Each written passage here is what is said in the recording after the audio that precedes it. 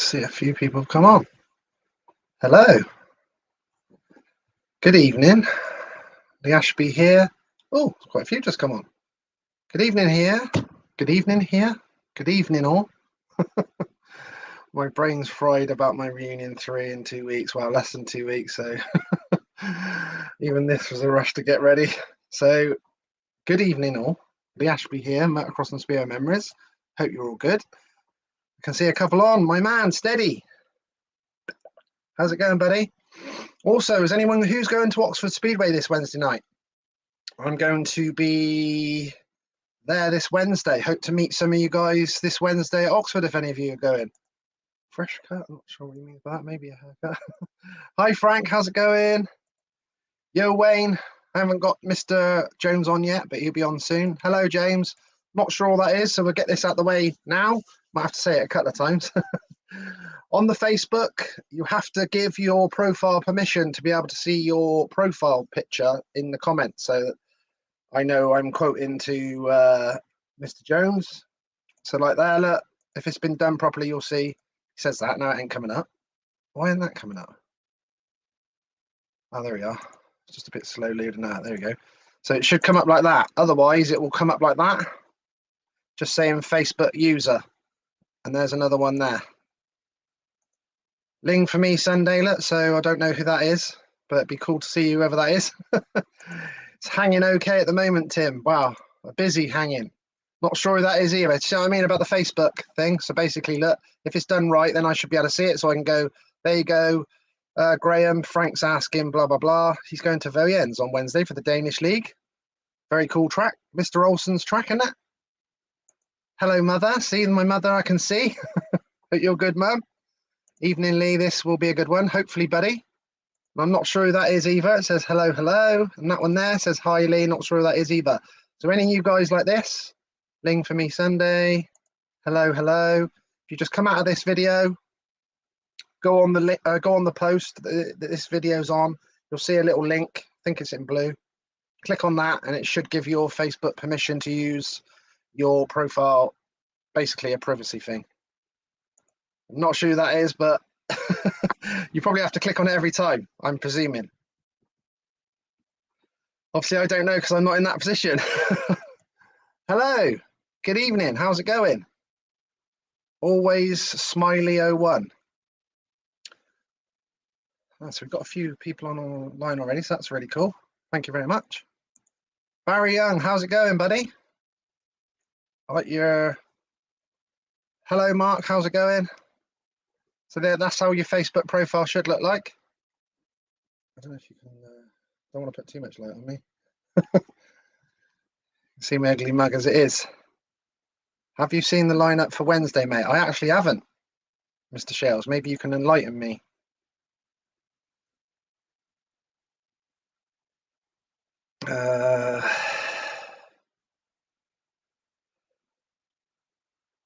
What's that? What's Mr. Stead saying? You've got a Daniel Pecan. Hello, Peter Prinslow. Hopefully you can just come out of this video, click on the link on the post, and then come back in. Hopefully it should work like Charlotte here. Hello, Charlotte. Hope you're good. Hello, my Polish friend. I want to say that says Milos. I'm definitely not even taking a run up at the surname. Attilia, my man. Hi, man. Good man. Not doing too bad, thank you. And thank you very much for sending me that link the other day on Facebook with the old Polish league. Thanks for that, buddy. Hope you're good. Yes, it is Callum. Well, obviously, typical as it is, I'm speaking to a Wolves legend himself, Mr. Jones, tonight. So obviously I'm going to ask him about that.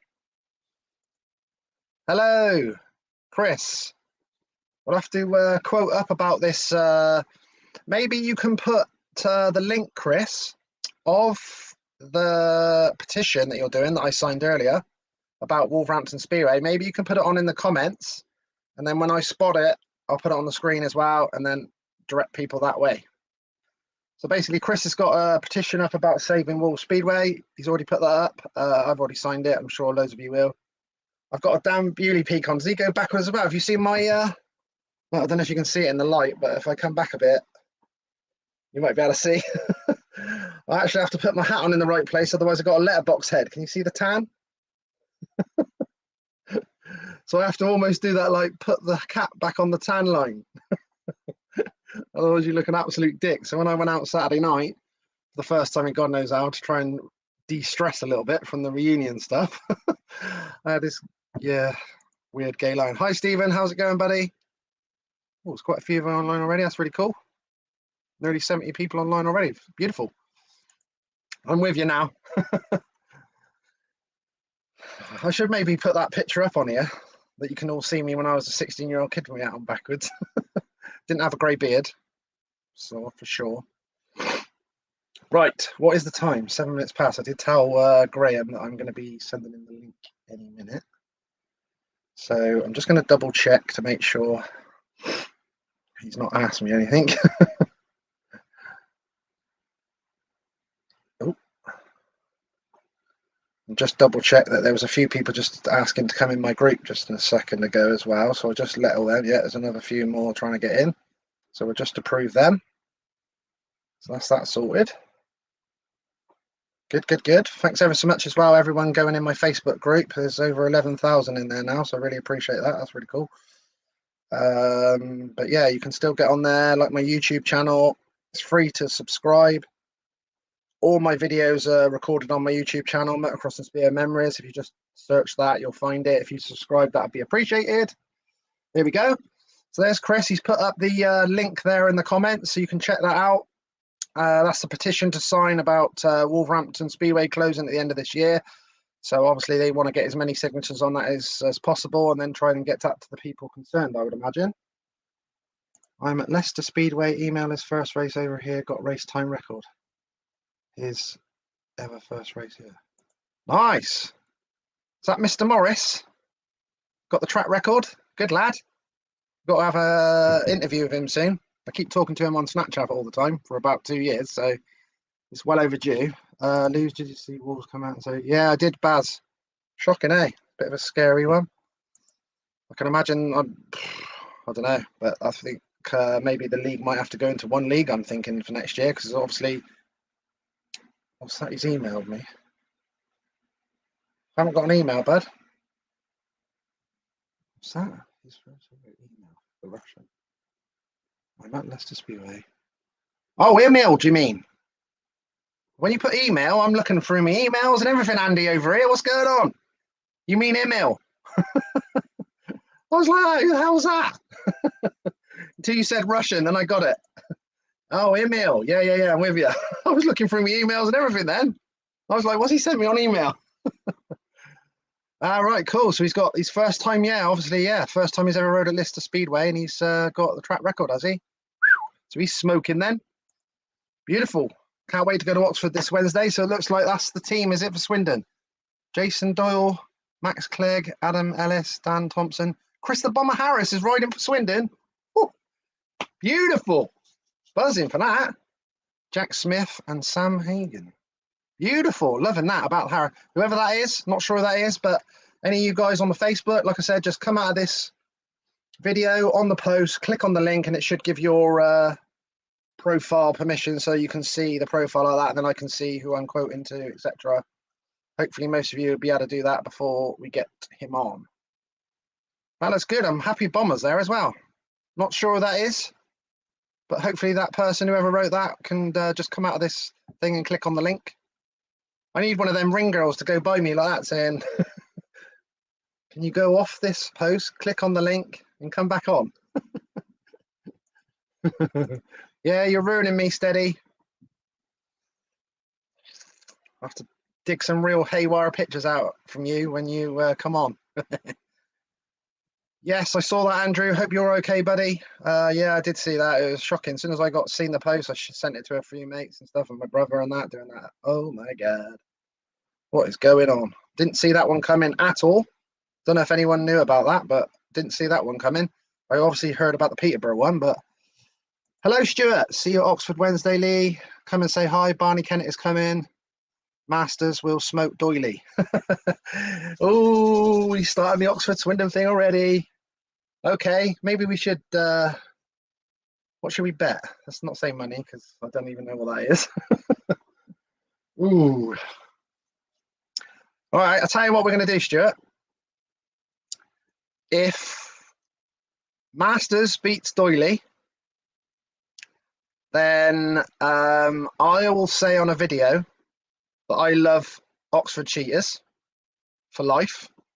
And if doily beats Masters, then you have to say that you're a Swindon Robins fan. How about that? That's a decent bet, isn't it? Me just shocking the email. Yeah, mate, I can't believe that. I don't even know where it come from. Did anyone know about that? Was anyone aware about that in any shape or form? Not sure it is, but hopefully you can come out of this video and click on the link and then come back in. Yeah, Peterborough as well. I knew about Peterborough. Oh, yeah, I suppose we could maybe do that. Rather you say that you love Swindon and Robins after all. Right, let's get the man on. He's going to be wondering what's going on.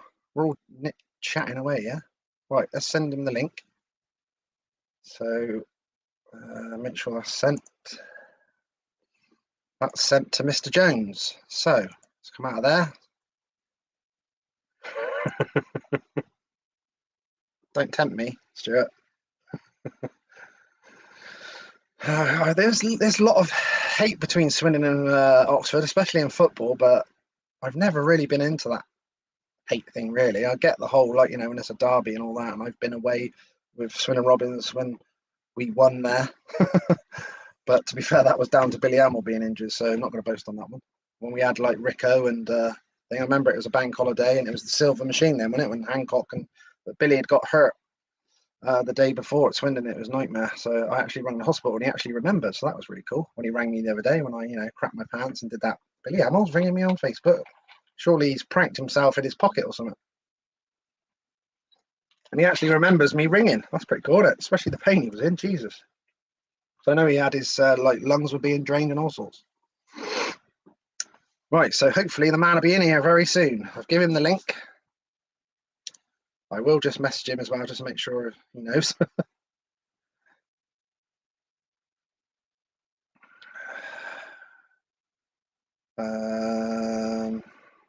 Oh, cool. Chris Simpson, hello, buddy. He's been sending me some nice pictures of my uncle. Been cleaning up some pics up. Look at this. I don't know if you'll be able to see that very well.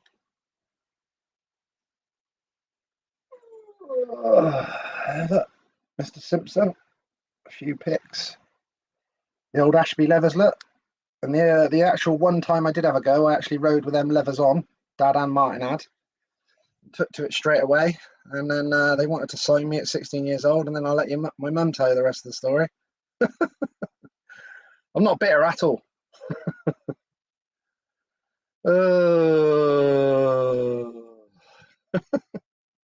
I'm not bitter about it at all. I've totally let it go. I've totally let it go that my mum wouldn't let me sign for Swindon Robins at 16 because she was scared for my safety. You know, I've let it go. I've not let it go. I just have to tell her that. She's on live tonight. There she goes. I knew she'd be listening. Tell him the story then, Mum. What did you do? Stop my Speedway career? I can see Graham's trying to come on, but it doesn't look like that's come on properly. Hope he's not going to have too much trouble on that. Yeah, definitely, buddy. So I suppose I missed all that. I was born in 77. I was at Swindon a couple of days old, as far as I was aware. I suppose I started to get it sort of like late 80s and into the 90s a bit. Hi Ho Silver days and all that. And if anyone beat Hans Nielsen, even at an away track, it was like a thing, wasn't it? I remember Andrew Silver beating him. I can see Graham down the bottom with a plain screen, so I'm hoping he's going to be able to sort that out. I don't know why.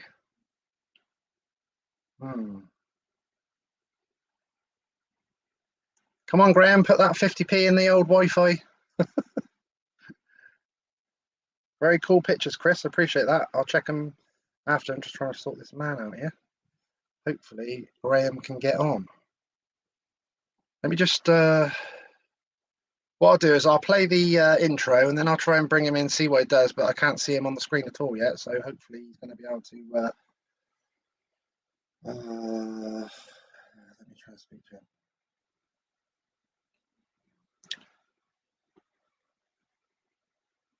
Right, okay. Let's just play his. Let's play this, and then we'll get into it.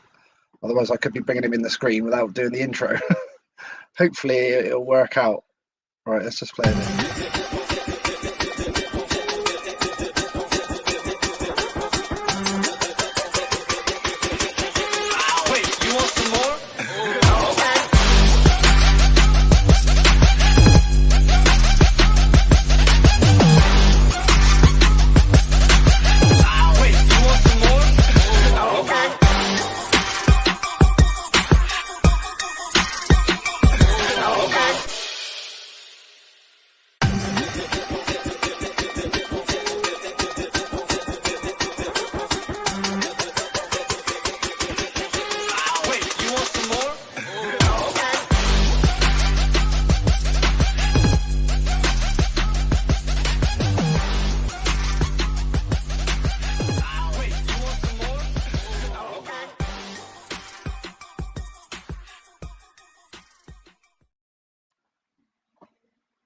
Look at you. Right, let's see what's going on here, shall we? Graham! Where are you, Graham? On that blank screen. Can you hear me or what? I can hear you, but I can't see nothing. Oh, that's probably the best way then, isn't it? No, it's definitely not. Right, So, are you on a laptop, Graham? I am, And I'm gathering that laptop must have a camera on it. It has, and it looks like it's on to me. Oh, that's weird. Wonder why it's doing that. Is it too dark in here with the light off or what? No, it's literally like pitch black, can't see a thing. So, maybe try clicking on and come in again. I'm not sure why it's doing that. There might be... Because obviously I've never been on the other end of it, so it's hard to give you... Yeah, I mean, Angie's here. She's like a computer nut, and it's her computer. Yeah. What I'll do is I'll just take you out of the thing again, and then just click on it again and come back in again. Then see if it just does it itself. Hang on a minute. Let's just kick him out. Feels really bad kicking Graham Jones out. Come on, Charlotte. All this new technology and all that, innit? That's why I had Peter Collins on a landline. He's like, I'm not even coming on the screen. I'm like, well, I'll take it any way I can, Peter, to be honest. Took me long enough to ring you up. You could tell the story if you want, man.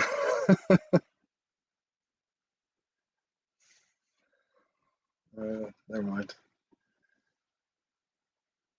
There's my man. Mr. Winslet, he is on a laptop, so not too sure what the issue is.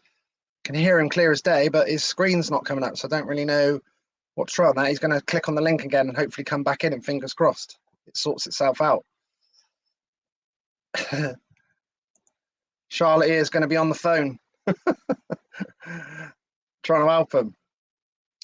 Don't really, never seen that ever at all before, Adam. Someone come on and there's completely blank screen but can completely hear him. So hopefully their camera's not packed up on the laptop or anything. Otherwise, we might even have to go with a blank screen.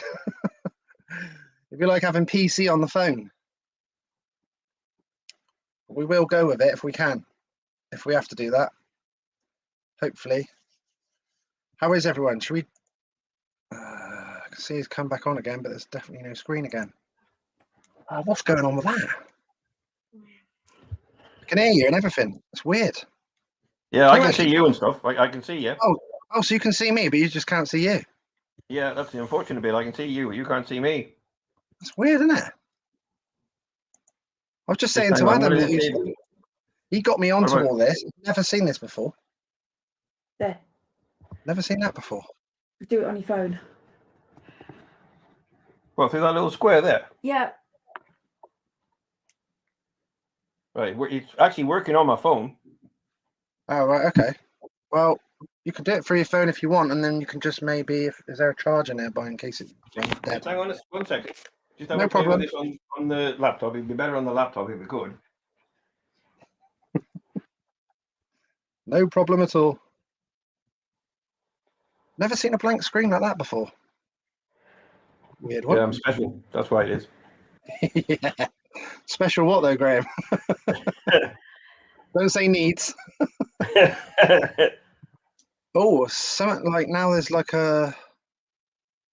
Yeah, like a circle. It's all right. Angie's driving it Yeah. now, so she's making some sense out of it. But if she can't do it, we're fucked, mate.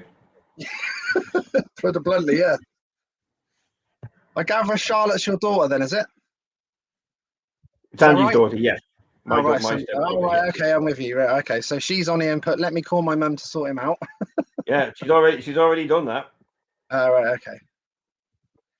That's weird though, because now it's coming up with that, but not a thing. It's weird. It's like the camera's not working. I think it might be because I work Weird, that wasn't it? much. You might not allow me to. So when I put that up on screen, you can see that as well, can you? Like if I put up a picture like that, you can see that as well. Yeah. It's weird, isn't it? Now that bloke's got skills, if you ask me, whoever that is. Yeah, he looks tidy, doesn't he, on that? Who is it? Yeah, I don't know Carlson? his name. Peter It's a Welsh Carlson? dude, I think. Don't know any Welsh. Just 1 second, but if we can't get it going, I'll go on my phone. It's working on my phone, I think. Oh, right, okay, yeah. I was just about to say we can go with that anyway, if you want. As long as you can see us and you can see it, we can still talk about it. Just be a shame that we can't see you. Sticking your fingers up at me. Yeah, you missed that. I've already done that. Yeah, doing that. What's this shit that I'm doing? What's he trying to do to me here? No, it's stuff that, Ange. These fucking things are supposed to make things easy, aren't they? See, modern technology, eh? Nightmare, isn't it? Don't know, babe. It's all right, we can see him on the screen. I'll try on my phone, bud. I'm talking to him now on the screen, look. No worries, try it on your phone, yeah. That's a good point. What do you know what if your wife's still there, do you know what browser the laptop's using, do you know? On the internet or is it through Facebook? Edge. Yeah. Do you hear that, Adam? Edge. It might be even that.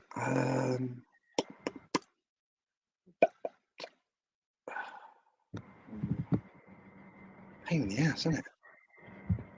It's never happened before either. I had a few weird ones, not with no screen. That's weird. Who was it? It's her work laptop, so I think it's got permissions on it. Right, okay. So it might be something like it's not allowing you to use the camera center. It's her work laptop. Oh, here we go. He's coming on this. Now I can see you on that one. So I'll remove that other one then. I'll take that one completely out. Right, let me get rid of that picture. Here he is. Here we go. There we go. I've had to do it on my phone, mate. Nightmare. Oh, well. Now you're just going to have to, like, if you got anything to hold it on or anything. No, well, I'll just... Oh, fuck, that's the least of me worries. We'll be right, man. We'll be right. Yeah, you're a mechanic. You won't, hopefully you shouldn't have too much arm pump. Well, I'm getting 60. I'm nearly 60 in a bit, so my hands are shaking. That's what I'm worried about. Where's the bloody time going, Graham? That's what I want to know. Yeah, bloody 60, mate. Jesus Christ, what is going on? Right, let's get into it then. Thank you very much for doing this, by the way. It's all right, man. It's okay. And thank you for your wife trying there for us as well. I appreciate it. Well, we brought her laptop home because he's doing this all the time, the Zoom calls and all the rest of the stuff. We figured that would work because I'm a bit of a dinosaur with this stuff. I'd never get it working. Yeah, that's good. Just got Steady. Gary Stead's just come on and said, "Come on, Jonah." Yeah, I'm trying. We're in now. We're all good. Yeah, we're in. So, for anyone that doesn't know, what have you been up to then, Graham, since your racing days? And when was that? What year did you retire on, and what was the reason for at the time? Oh man. Well, I retired really through injury in 1994. Really, I didn't want to retire, but I had to. I tried to ride again, but I could ride, but nothing like what I was, because my leg was smashed all to bits. And bit unfortunate, but there you go. And I tried.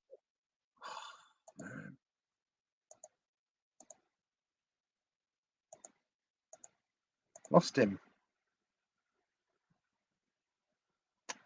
You just put a few. What is going on? Oh, nightmare, isn't it? Hopefully it sorts itself out. Hopefully it sorts out. I'm not sure he put a few. Just got him talking as well.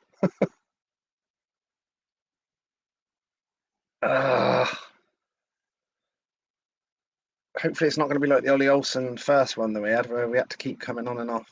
Hopefully it's going to work. Hopefully it'll work. Can you see me now? Yeah, I can see it now. Like, sort of went weird. Yeah, it did for me. It just went off. Yeah, weird. Yeah, so sorry, carry on with that.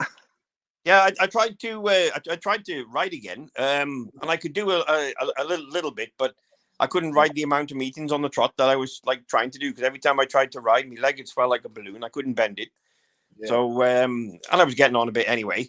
So that was it really. So I it was kind of forced on me, but I didn't want to. But there you go. This stuff does happen. Yeah. So that was 1994 then. So then what did you do from there? Well, basically, I had 2 plates and 14 screws in my knee. So it was a right mush. And I couldn't do much with it because I had to wait for the leg to form around the metalwork, really. It was smashed in quite a bad way.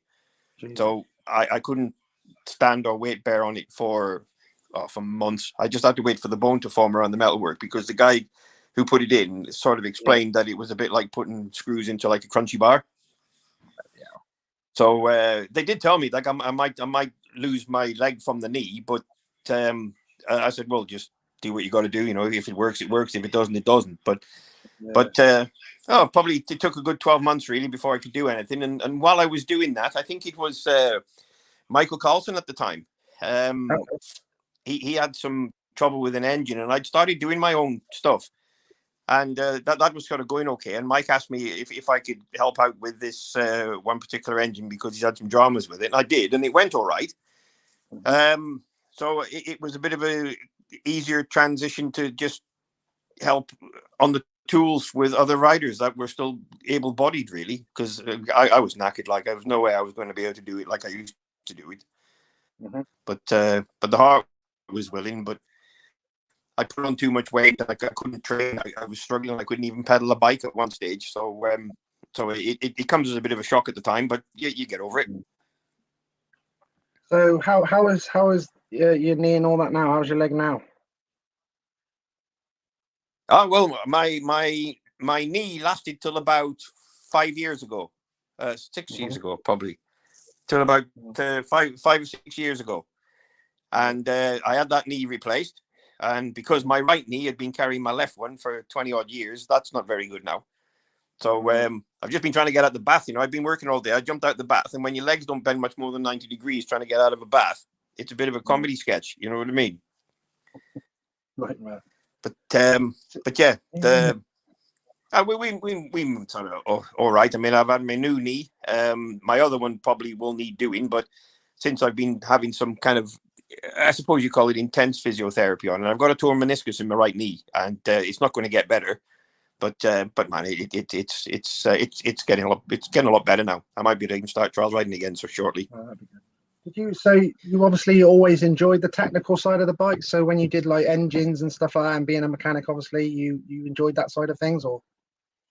Well, the mechanical aspect of it, I mean, it's always been something that we had to do, even from kids. You know, if our motorbike broke down when we were kids, if we didn't fix it, it stayed broke down.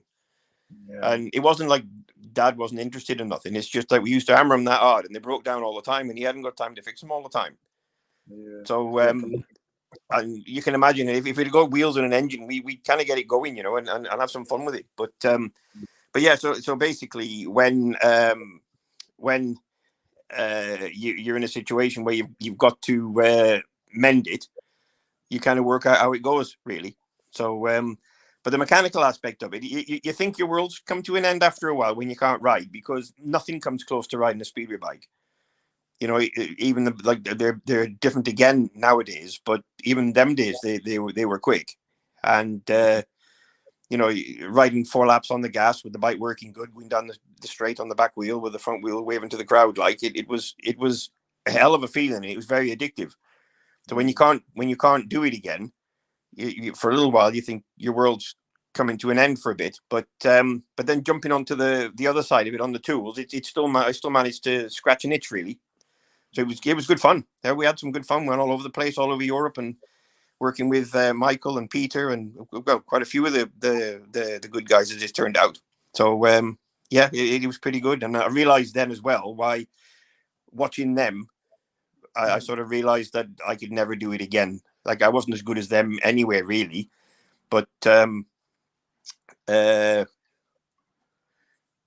it's difficult to put it when you stood there banged up and you're never going to be able to do it again. And when you watch, I remember one day Michael borrowed one of my engines to go around Peterborough, and he had runoff for the bonus point with Ryan Sullivan.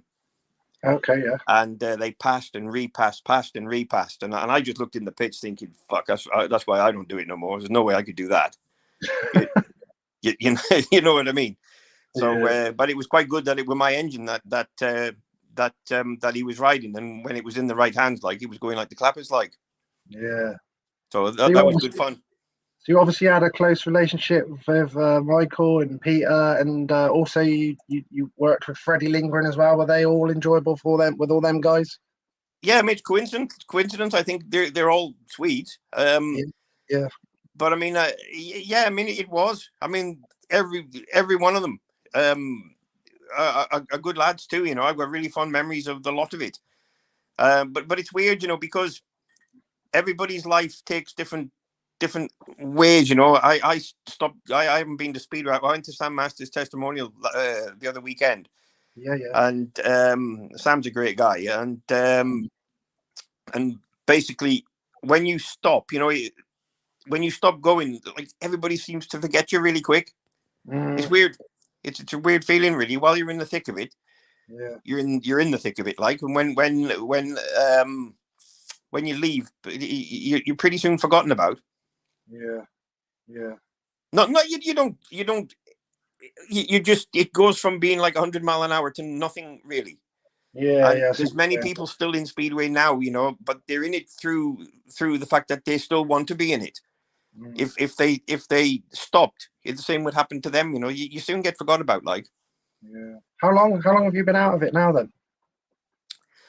Well, 2003, I think it was, when it was a bit of a weird conversation, really, and I think it was somewhere along the lines of, I was really fat. Yep. And I was watching the Speedway in it was probably 2002. I was watching the Speedway at Wolverhampton, like I used to do.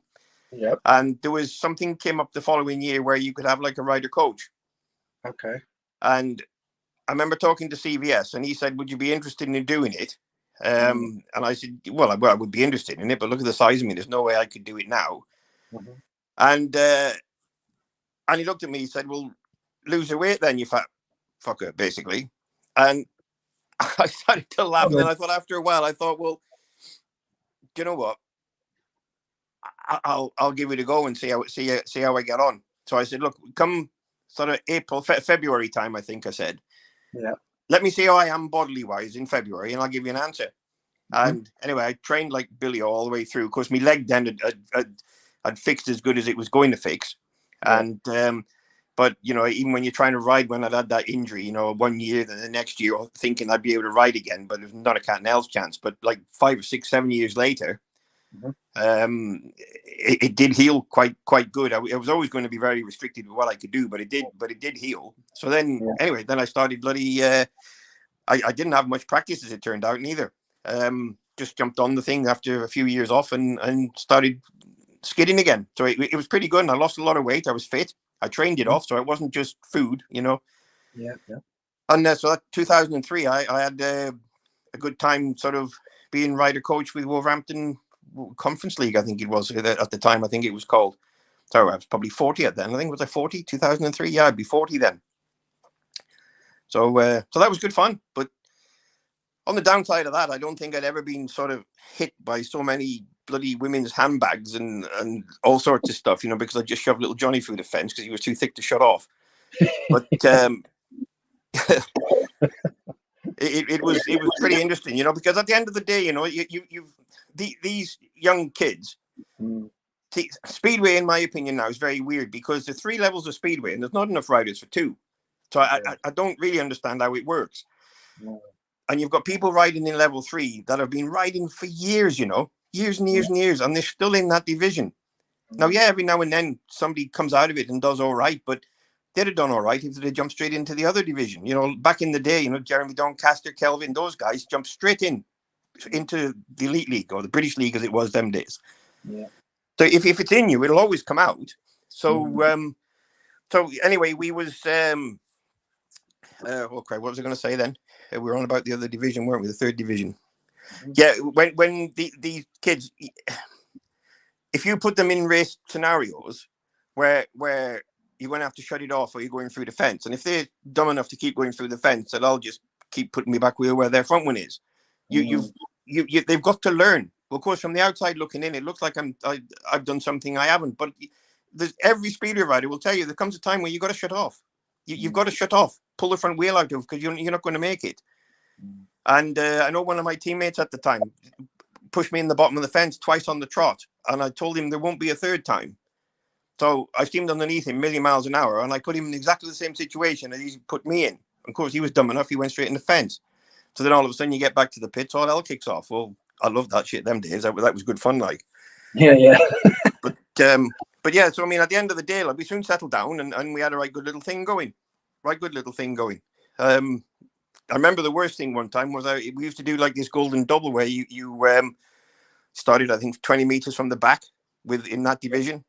Yeah. And I had my first one at Wolverhampton, and to be fair, the way I was going, like nobody there would have beat me in that meeting, but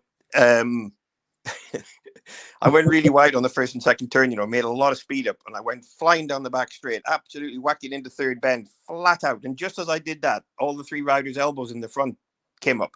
They all shut off going into the turn as I went in absolutely full chat behind them. Yep. And man alive, I missed them. I never know. It was luck. It was luck, and then a bit of a reality check then because I think they were worried a bit from where I was coming from, but. From my perspective, I just figured everybody was at least going to go in the corner on the gas. Yeah. But they didn't, and fucking hell, I nearly skilled them all like a perfect striking balls, what do you do? You know what I mean? Yeah. Were they doing I had some good times then because also that year there was a league within the Elite League at the time. I think it was called the British League or something, British League Cup or something like that. And the rules stated that if you've got a conference league team, and you got a rider in that, you could use him in that team. So in Wolverhampton's case, for example, if you got Michael Carlson, PK, and Sam, if you'd got them in the main team in the British League Cup, one of them wasn't there, which allowed the reserve to come in. Well, I did a lot of riding that year. I did a lot of riding. I was in that a lot. I was guesting for other teams a lot, and pretty much all on one bike. I remember doing 6 meetings in 3 days on the same bike. Yeah, it was. I went to Buxton, first time ever, and it was a bit of a unique track up there. But I mean, I loved it. I just hadn't been around it. So rode it hard. It was a great little track, and. I think I fell off in heat 15. I think. Yeah, I can't remember. I got a lot of points anyway. That was something like Sunday lunchtime. Then we had because it's a bit complicated. There was a conference trophy team and a conference league team. We've lost you for a second. Oh, they were back. We're back. Yeah. That year it was a conference league team. Then there was this British League Cup team, which was in the big team. But there was also a conference trophy team, which allowed me then to ride for Stoke, which was also one of my old clubs. Yep. So for Stoke, I rode at Berwick Sunday lunchtime, Stoke Sunday evening. Then we had to go 11 o'clock for Exeter. That was with the big team. That was an 11 o'clock start. I think I got 7 or 8 points, up something like that. But I was bouncing my way off the fence and all sorts of shit around there. I kept it screwed on, but my bike, I wasn't quick enough. But I got like 7 points, I think. But then Monday night we had a double header again, the return against Exeter and Newport. And then Tuesday was a Conference League meeting with Wolverhampton, where I know I got 18 points and won the bronze helmet. So that was all. I mean, at the end of it all, my hands were blistered after that, to be honest. So that's all on the same bike too. Just kept whacking clutches in it, putting chains on it, and pointing it on the bloody brown stuff like. So it was decent engine then, or it wasn't. It was built by a really good guy. You know what I mean? Exactly. Yeah. Who's that? You. Top job and all that. So I've got we might as well just get this out of the way. Obviously, we saw the news today. Chris Simpson here, look, the man who does the t-shirts. He just put sad day for Jonah with the news coming out about Wolves. What is his best memory of his time at Wolves, and who was the best teammate, and who was the most annoying opposition rider? Quite a few questions in there, Chris. Today then. So yeah, that was a bit of a shock. Did anyone even know about that? Was that coming? Like, it seemed a shock, but I don't know if it was. I think Chris. I think I'd been sitting on it for a little while. I think I read somewhere that he'd known about it a little while ago, not long ago. But knowing Chris, he probably kept it quiet and tried his damnedest to make sure something was going to happen positively. So it could have just been like a scaremonger tactics, maybe to even try and get more money out the Speedway or something, But I'm pretty sure Chris would have been working on that angle straight away. But you never know. I mean, to be issued so blunt of a statement, I mean, it's shocking, really. I mean, it's unbelievable, really, that somebody could do that in such short notice too. If they said in 5 years or something, then somewhere along the line they could have at least tried to find somewhere else. But I mean, this season will go so quick. For sure, it'll go so quick. But no, I feel sorry for all of them there, really, because they've kept it going so long, and it's still one of the best supported clubs in the country. It's just shocking. I don't really know what to say. It hasn't really sunk in yet, to be honest. Yeah, it's a weird one, isn't it? Like you said, so much history, such a big club. One of the biggest clubs in the country, obviously. And then, like you said, we know Peterborough's going this year apparently as well. So all of a sudden, it's like, where does that leave the top league? It's like, will it go into one league? I just don't know where they go from there. Yeah. I don't even think you can even think along those lines at the moment. Like, obviously, from when we was riding, and I mean, many teams before me, when I started in '84, there was many teams, and so many of them have closed. The tracks have closed down. And before me, there was loads of tracks that I never rode that I'd have loved to have done. Hyde Road at Manchester had just finished. I think I rode around there once on a second half, I think. And I remember thinking, like, man, I'd have loved to have had some good equipment and gone around there. But I didn't really know what the hell I was doing, to be honest. But I mean, I had fun memories of that place, even going to watch. I mean, they're fantastic places. But then big clubs, and big tracks like Bradford, Coventry, Cradley. I mean, when you ride for Wolverhampton, and when Cradley were at full tilt and Wolverhampton were at full tilt, there is no derby that will come close to the ferocity of them matches. None of them. Mark's just mentioned they're very like your Edinburgh, Glasgow's, they're very cutthroat, and I'm not taking anything away from all the other ones, but man, I think Kelvin Tatum rode in a few when Sam was injured. I mean, Kelvin will tell you, they were fierce. You didn't know for sure whether you were coming home or going to hospital every time they rode. Every time. What does Graham recall from the from the Cradley Wolves matches, especially 1991 for the league title? Well, Cradley had their they had their glory days. Wolverhampton had some glory days, and I was lucky to be a part of them. Like now these guys, I mean, I can't work out how it works sometimes, because you can go just say to Scunthorpe, for example, or any of them clubs, and you'll be watching the rider riding at number one, and then 2 days later he's riding number 1 for an elite league club, and you have to pay more money to go and watch him. And I'm fucking, I don't understand how it works. You can't blame the rider; he'll go wherever he can get paid. It's nothing to do with that. But when you're watching the same riders just in a different league, it doesn't make sense to me. Well, of course, when we was riding a while ago, I'd be sitting most of the time. I was always with Sam in the pits, but we got Sam, Ronnie, me, and Dookie, and we were a kind of a team which was quite solid all the way down. And but you'd be sitting there cleaning your goggles before a meeting starts, and if Cradley were in town, I mean, Eric Gunderson's bikes would wheel in, Greg Hancock's bikes would wheel in, Billy Hamill's bikes would wheel in, Simon Wigg's bikes will wheel in, maybe Crossy, one of the Grahams, and normally somebody at the bottom on a 2 or 3 point average. You know, that's a hell of a bloody team. Hell of a team. And most, you know, the other good teams as well, you know, your Oxfords with Cocker, Dugard, Wiggy, Nielsen.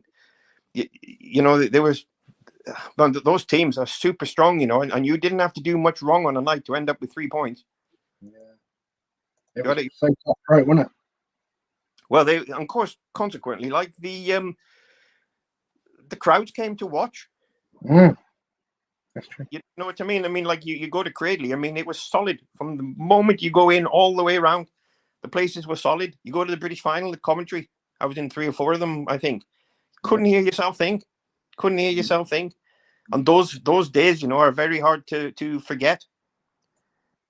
So, but I mean, anyway, go back to that chap's questions. I can't remember what they were, but there was favorite team riders and people. What question? Sorry, Chris.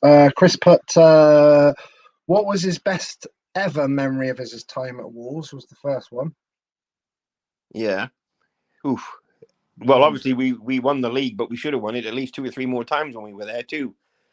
But oh man, it's very difficult to pick one. Very difficult. But we had some good times there. We really did have some good times there. And see, the sport was different then. You know, the big names had to be in our league really, because it was all a case of peaking for them at the right time to be world champion, you know, peaking with their equipment, peaking physically, peaking everything, peaked for a one-off world final day to be world champion. And, you know, for example, Hans Nielsen and Sam Ermolenko, I mean, Eric Gunderson, these guys, when they met each other, it was so important that they kicked each other's ass, because that was the only time really they were ever going to get the chance to race each other before the world final, you know. So it was very important that everybody raced really hard. Now they don't race. I don't believe they do race hard. Don't get me wrong, but you know, the meetings are rained off because they say these bikes, you can't ride them in the wet. Well, I don't know. It just didn't used to be that many rain off meetings in our day. I mean, everybody's rode in wet meetings, but we were at Bradford one night. You couldn't even see the start for rain. All you could hear was a noise, a clue of fucking smoke, and you couldn't see no riders until they came around 3rd and 4th bend. But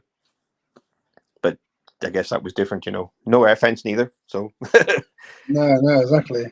We were men them days, Lee. We were men. Yeah, it was gladiators, wasn't it? Proper. It was, mate. And then he's also put, who was your best teammate? So was there a guy that you sort of connected with? Well, did you favour a team riding with? That type of thing. Well, I mean, my days at Wolverhampton, we were all pretty close, but everybody in there. I mean, Ronnie and Sam were head and shoulders above most of us. I mean, I was 38 leader there for a while, but we'd all chip in and win big races. You had to do, because there was big riders in the teams you were riding against. Yeah. But I would probably have to say it was Sam. I mean, we're still big mates now. To be riding in the team with him in his glory days, man, he was spectacular. He was spectacular. And some of the best places to watch Sam ride was on the bike next to him. You know, he'd pull some shapes and you'd think, fuck, really, he should have fell down there, but he didn't. You know, and you just didn't know where he was coming. Riders like him, Mark Loram, he was another one. If he was behind you, you hadn't got a clue where they were coming from. By the time you felt him, he got you, you know. So those kind of guys. But Sam, you know, he was he was a very extraordinary captain. Pete Adams said to him one night, "Sam, you can't win them all." And Sam looked at him and said, "I can." Love that. He had And, the confidence. well, I mean, I saw him get it. We were riding. He got a 21-point maximum at Lakeside, and I think he made 3 starts. Wow. So it wasn't even from the gate, like you say, yeah. No, I mean, I think the very next day, it was either Lakeside was the second one. I think he did the same pretty much at Ipswich. At the same time, we were down there together on the 2 meetings were on the trot. I can't exactly remember the dates and when they were, but I know we were down there. It could have been then. So I mean, to be a part of that and to watch him do what he done, I mean, I'd have to go with Sam. But I mean, Ronnie was a great guy too. He was a great guy. But yeah, they were. I'm still chuffed to call them mates now. I don't see him that much. I see Sam quite a bit every now and then, but I haven't seen Moose for a while. Well, that's Ronnie. Carl Blumfeld, Moose, because his hair was never out of place. I love that. Yeah, it was cool. We had Ronnie come down to my first reunion motocross meeting, so that was cool. End of 2001. So that was 2021. Sorry. So that was good to see him there. That was pretty cool. Never met him. So that was cool. But yeah, he's a nice guy. Yeah, they were. I mean, they're. I mean, I didn't know. I mean, obviously, I know Greg and Billy quite well, but obviously with them, they were young bucks at the time, trying to get Sam, trying to do whatever they could. And of course, eventually they overtook and went on to do their own things, as they do, and terrific riders and great guys too. And so yeah, to be around that era. It'll be a little bit like being in the same team as Peter Collins when he was doing what he done. So, but yeah, it was great, and we were under pressure pretty much every time we rode with Wolves, because there's an expectation, because we were doing pretty well every bloody meeting. We that pressure just becomes the norm, and you expect yourself to do it then after a while. But it was fun. Got some nice pictures on here from the old John Somerville collection. You and young Mr. Adams there. I see it. It's probably at Swindon. Yeah. I've never seen a lot of these pictures. What did you think of the Swindon track then? Obviously, I got to ask that. Being an Ashby and all. I love Swindon. Yeah, did you? I love Swindon. I mean, you had to be on your A game every time you went there, and you couldn't go there if you weren't riding good, and you also couldn't go there if your bike wasn't singing. But if the bike was going good, and I've always been a bit of a trapper, so I always felt I stood a chance. Yeah. In fact, one of my great races I had at Swindon, which I don't remember much now because it's so long ago. Believe it or not, it feels like it was somebody else that were doing it, but obviously it wasn't. It was me. But I remember one race at Swindon. We had a Heat 15. Heat 15 decided it was me and Sam in Heat 15, and could have been somebody like Jimmy Nielsen and Carger or somebody like that. Yeah. And Sam was on gate 2, I was on the outside, and there was one big rut on gate 4, and it was working pretty good. And Sam said, "Look, if you make the start, just go, because I'm going to need the track, to move these other ones around." So I'm like, "Yeah, okay." Anyway, I made the start. I pinched them all going into the first turn, down the back straight, flat out, head down, arse up, bloody on the gas. And I looked a couple of times, and Sam was rubbing shoulders with Jimmy, and then he was all over the place with the guys behind him. But then all of a sudden, going up the back straight for the last time, I was still in the lead. And then obviously on the bike, you do hear certain noises.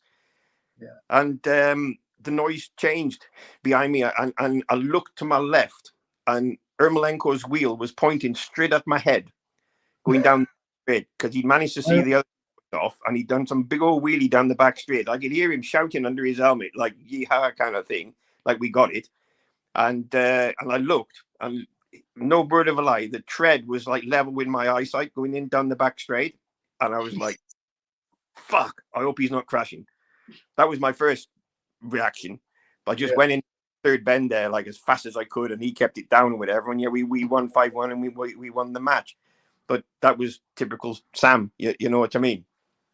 Yeah. But you do remember certain things every now and then. And I remember seeing his axle, but the same height as me bloody eyes. And I was like, Christ, this is going to be awesome or going to hurt. You know what I mean? Cool. You remember the memory of stuff in Swindon? Damn. No, most of the time you go to Swindon, you expect to be Dick, to be honest, because they're pretty handy around there. And them days, you see, on second bend, you couldn't go right up to the fence because it went off. You only had about the first third of the track on the second bend, and then it went down to the fence. Yeah. So you had to do what you had to do, and get to the top of that banking if the dirt worked, or stay down low. And somebody like Lee Adams, I mean, he could go in like a million miles an hour, sitting in his armchair like he used to be, and turn it on its head in the bottom and fire up the inside. And next minute, you're just looking at his back going into third bend. And you think, oh, I don't know how you did that, son, but fair play. He was good. They were good. And then the last thing that Chris said on there was, who was the most annoying opposition rider? Oh, crikey. There was always a few, wasn't there? There were always a few riders that always seemed to get the better of you somewhere along the line. But I must admit, the guy that very often used to throw a cat amongst the pigeons was the Cradley number 7, Scott Smith. Oh, yeah. And the reason being is, well, they used to call him Scud, and every time he went into the court kind of thing, he'd give it the old Scandi flick going in, he'd go right, and then you needed that right momentum to throw it left to get it skidding. I'm not dissing Scott by a long way, because one thing Scott could do was bloody get out the start. Yeah.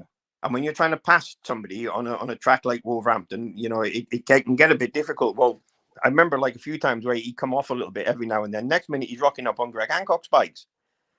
And then all of a sudden, he's still in the mix, and he's scoring points really with that he shouldn't be, but he was. And he was better than a lot of people give him credit for, to be honest, myself included. But you could very often find yourself behind him when you really shouldn't be.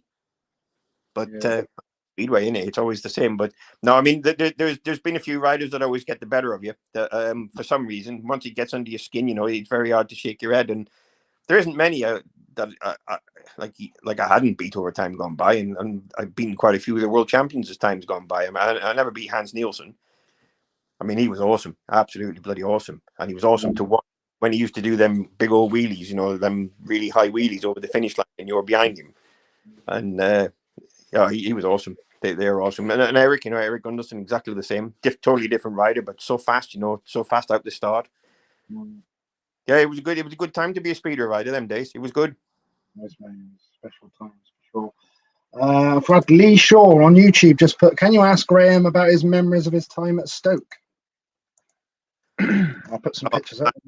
Stoke. When I started at Stoke, I only ever went Speedway in. I borrowed a 2-valve Jawa off Graham Drury, and the exhaust nut kept falling off it. So it would do 2 laps sounding pretty good, and the next 2 laps sounding awful because the exhaust had fell off. But and those 2-valve Jawas, you couldn't keep the nut tied on them. But anyway, I only went there really to because I broke my leg grass tracking. I had no intention of riding Speedway whatsoever, and but I went to Stoke because it was one of the closest track to me, because I was coming back from my right leg being broken, and I wanted to train to get speed up on Speedway so I could go faster on the grass track. Basically, what it was. And so I borrowed a set of leathers off Graham Drury, and he was riding in some German league at the time, and I got Harushi and all these German names written all over me. And I went to the practice, and nobody spoke to me, and I was like, "Fuck these lot," you know what I mean? They're like stuck up, and wasn't like this on grass track. And but then at the end of the day, I said something when I got onto the bike, and John Hughes, bless him, said, "Excuse me, Graham," and I says, "Yeah." He said, "Oh, you're not German then?" I was like, "No. Why?" He said, "Well, nobody spoke to you because we thought you were German." Because I got German stuff written all over me. and after that, I mean, John Hughes, bless him, he gave me a chance in 1984, beginning of April, 4th of April, I think it was. And I said to him, "Look, just give me a chance, give me 6 meetings on the trot, and let me see what I can do. And if I can't do anything, or I'm not good enough or whatever, or just tell me, or I'll tell you that it's not happening, and I'll just go back grass tracking." And that was basically what happened. And John, his pride and joy was Stoke Speedway. And it was such a privilege to ride on a track that, it was a bit on the slick side, but I think some tracks have to be a little bit on the slick side. But when all the dirt's kicking you in the face, you could go on the outside, inside, wherever you wanted to be. The inside was probably the fastest place, especially if you were geared up for it. But you know, you could go everywhere. There was not a bump in it. The track was brown, the curb was white, the grass was green, the fence was white. It was lovely to ride. Absolutely lovely to ride, and it was always the same. And anyway, after those 6 meetings, I was doing pretty well. I won E2 pretty much everywhere I went. I either won it or crashed. I won Heat 2 pretty much everywhere I went that year. I ended up, I think, with a 521 average. So my 6 meetings ended up into one season, then another season, and that were it, really. But yeah, I have a lot of fun memories with Stoke, especially when I started getting going good too. Me and Krabby, you know, we were a bit of a handful around there. And well, we were a bit of a handful around everywhere once I got up to his speed. Yeah, it was good fun. We had many good 5-1s too. But back in the day, you know, 1984, 85, Tom Owen was the main man boy could trap. Many times the start would be delayed because as you're coming along the A34, back in the day, there used to be a little chef where you can fork left to go to the Speedway. Now you go to McDonald's roundabout and turn left at the roundabout, but there was a left fork. I think the fork's still there. Well, everybody forked left there by the little chef. And many times the cars were queued to the little chef because they couldn't get in, so that the start was delayed to let the people get in. That's cool days, isn't it? I mean, it seems like ridiculous when you say that, but it was, you know, and we were sitting there like you're building yourself up, and then all of a sudden you got to sit there sort of thing and wait for everybody to get in. But yeah, we had some great times at Stoke. We really did have some good times. I know. Me and Krabby had some good times. I remember when I said to you a little while ago that we could tell you some bloody stories with me and Krabby, like. Yeah. I mean, one night we come from Milton Keynes. We opened the M1 up. The M1 was shut. And we come from Milton Keynes, from the Speedway, like, and it was pretty bumpy there. We'd done pretty well. I know both of us had done pretty well, and I can't remember whether we won or not, but it was pretty close match. If we didn't, it was close. Yeah. And we get back to the motorway junction, whichever it was it 12, something like that, and the northbound was shut. So we went right round the frigging roundabout and stopped again by the cones. And I think it was me to start, I think. And Krabby goes, "What are you going to do, Jonesy?" And I'm like, well, the one thing I ain't going to do is follow the diversion signs, because he was telling you to go south. We wanted to go north to go home. So we nudged the big cones out the way and went off down the slip road, like. And then I thought, well, we better be a bit clever here, because once we started, everybody else started piling behind us. So we started going pretty slow then to let a few cars, you know, pass us, so we weren't the first ones, just in case it was the big holes in the. Yeah, it wasn't us. So I was thinking, yeah, fuck that, they could take the rap for that. But it turned out that there was nothing that did shut it. I don't know whether they were going to do anything on it, but that was one night. But started off going quite gently, like, but then we had to go like hell, you know, really, to get off it as fast as we could, because you could see on the other side, you know, there was lights and all sorts going down the other way, trying to, you know, damn well they were going to come back and come up the other way behind us. But yeah, it was good fun, man. It was good fun. Mental, love that. I just got Paul Hurry. How you doing, Paul? He's come on. He's put evening, Lee and Graham. When will they realise that trials riding is the way forward? Hey, all right, Paul. How you doing, buddy? Well, I mean, I love trials. I really do love trials. I mean, they've just screwed it a little bit for the world rounds this time. They've taken some of the sections and they've taken the minders away at some of the sections. And of course, Toby Martin was riding yesterday, and he's fell back against some rocks because they couldn't catch the bike, and I think he's broke two vertebrae. So, but trialing, it's, I don't believe you'll ever have so much fun for as little as it costs on a trials bike. It's so much fun, and when you're done, if you ride in a trial, you ride with a good gang of lads normally. You know, you have a little bit of an inbuilt competition between you. I mean, I've got some great friends I ride trials with. We get absolutely shagged at the end of it, and you're just lying on the grass like steaming dog turds, thinking, "Fuck, that was good fun." You know, you just can't explain it. Paul obviously experiences that now, and this is the first time for ages I haven't actually got a bike at the minute, but that's going to change pretty soon. It's brilliant fun, brilliant. Someone's mentioned, I'm not sure there's no name on there. Someone's mentioned about your time at Hull. I've just got some pictures to bring up on there as well. From where, Hull? Yeah, just saying about Hull as well. Look, there's a good team there as well. Look, by the looks of it, you got Steckman there, Krabby. I've got that's Lee, someone in it. I forgot what his surname was. Paul Thorpe. That's Paul Smith and Alan Graham. Bloody good team there. Yeah, we had it was fun everywhere we went, really. But I mean, you've got to perform. You know, you do have to perform. And I was riding there after I was trying to come back, and we'd had a word. And if I carried on riding like I was, and my average fell down, it was going to do the team really good for the following year if I could ride like I know I could. So they could build an even stronger team next year with my average low. But in all honesty, I couldn't. After saying that, I mean, I could ride Hull quite well. I mean, I think me and Big Al, I think it was. Or who was it? Was it me and Big Al? Bless him. I think we won the Yorkshire Best Pairs up there. I can't. Who was it? Was it? It was me and somebody. I think Krabby was with Ermolenko. Wiggy was with somebody else, or I can't remember the pairings, but I know we won, and that was a bit of a. But the problem was the Hull it was quite bumpy, and which was great for riding Hull. It didn't really matter too much for that. But then when you go to other tracks, my knee was all swollen. I couldn't bend my leg, and I could hardly turn. So it was just not happening for me really. So if I could have rode Hull every week, it'd have been awesome. But I couldn't.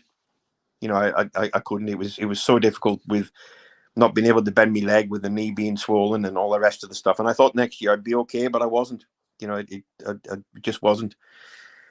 So so that was it really. I had to stop after that because you know people forget Speedway bikes are pretty brutal things when they're in the wrong hands and when things ain't right. And when you're having a bad day, you know, or you're not feeling at your best, or your body's a little bit broke up or whatever, realistically, a Speedway bike is the last place you want to be. Yeah. You know, because when you put your helmet on, it's weird. Even now to this day, this day with all the COVID and all the rest of the stuff, I have a big road bike which I ride around a bit and stuff. And when I go trialing and stuff, the moment I put my helmet on, it's kind of the only place that seems normal when your helmet's on. And it's weird that is really with all the COVID stuff going on. When you got your helmet on, you got the visor down and stuff. It just feels normal, like it's weird. And so it's it's one of them things, I guess. But it always comes. It comes at the end. You know, everything comes to an end, doesn't it? But riding a Speedway bike when you're not confident, you know, against riders who are confident. You know, and the crowd will boo them sometimes and all the rest of the stuff. And they haven't got a clue, really. It's the worst place possible you could be when you're trying to ride through to get your confidence back against guys that are making you look daft, that you would normally mix it with. But it's tough. It takes a long time, you know, to get on cloud nine, but it don't take long to fall off it. You know what I mean? And it's a tough old game in the head. Really is. I'm just bringing up some good pictures of the British final days that you win. I think there was 3 or 4 you were in. I did have the exact years down here somewhere. Probably find it in a minute. But I'm just picking the pictures up then. Like you said, the crowd, you can see the crowd in the back of that picture there. It was like super stacked all the late 80s and into the 90s. Well, all of it was, wasn't it? All through the 70s, 80s, 90s. Yeah. What was that like? One of the best atmospheres for you, Graham? Like in them days, obviously it was amazing at the finals at the Commentary in them days. It was always packed. Are you still there? Yeah. Okay. Yeah. Just saying, it was like really packed, and obviously it was great atmosphere. Was that one of the great atmospheres that you were part of, going to the British finals? And I mean, it was great being part of a British final. I mean, to be honest, like I was probably never going to win one. I could throw a spanner I could throw a spanner in the works. You know, don't get me wrong, but them days, you know, when you look at the British riders we had, man, they were awesome. There was some stood out a little bit more than others, but all the others were bloody good too. You know, it was awesome when you look at the British riders, and to get through that meeting to the next qualifying was very hard. There could be 10 riders sometimes that were capable of winning that. It was stacked, wasn't it? Yeah, it was. And when you go on that big Yankee truck thing around the back on Second Bend, and you come onto the track, normally on a Sunday afternoon, boiling hot. I mean, man, it was like a nervy place to be, but a bloody brilliant place to be as well.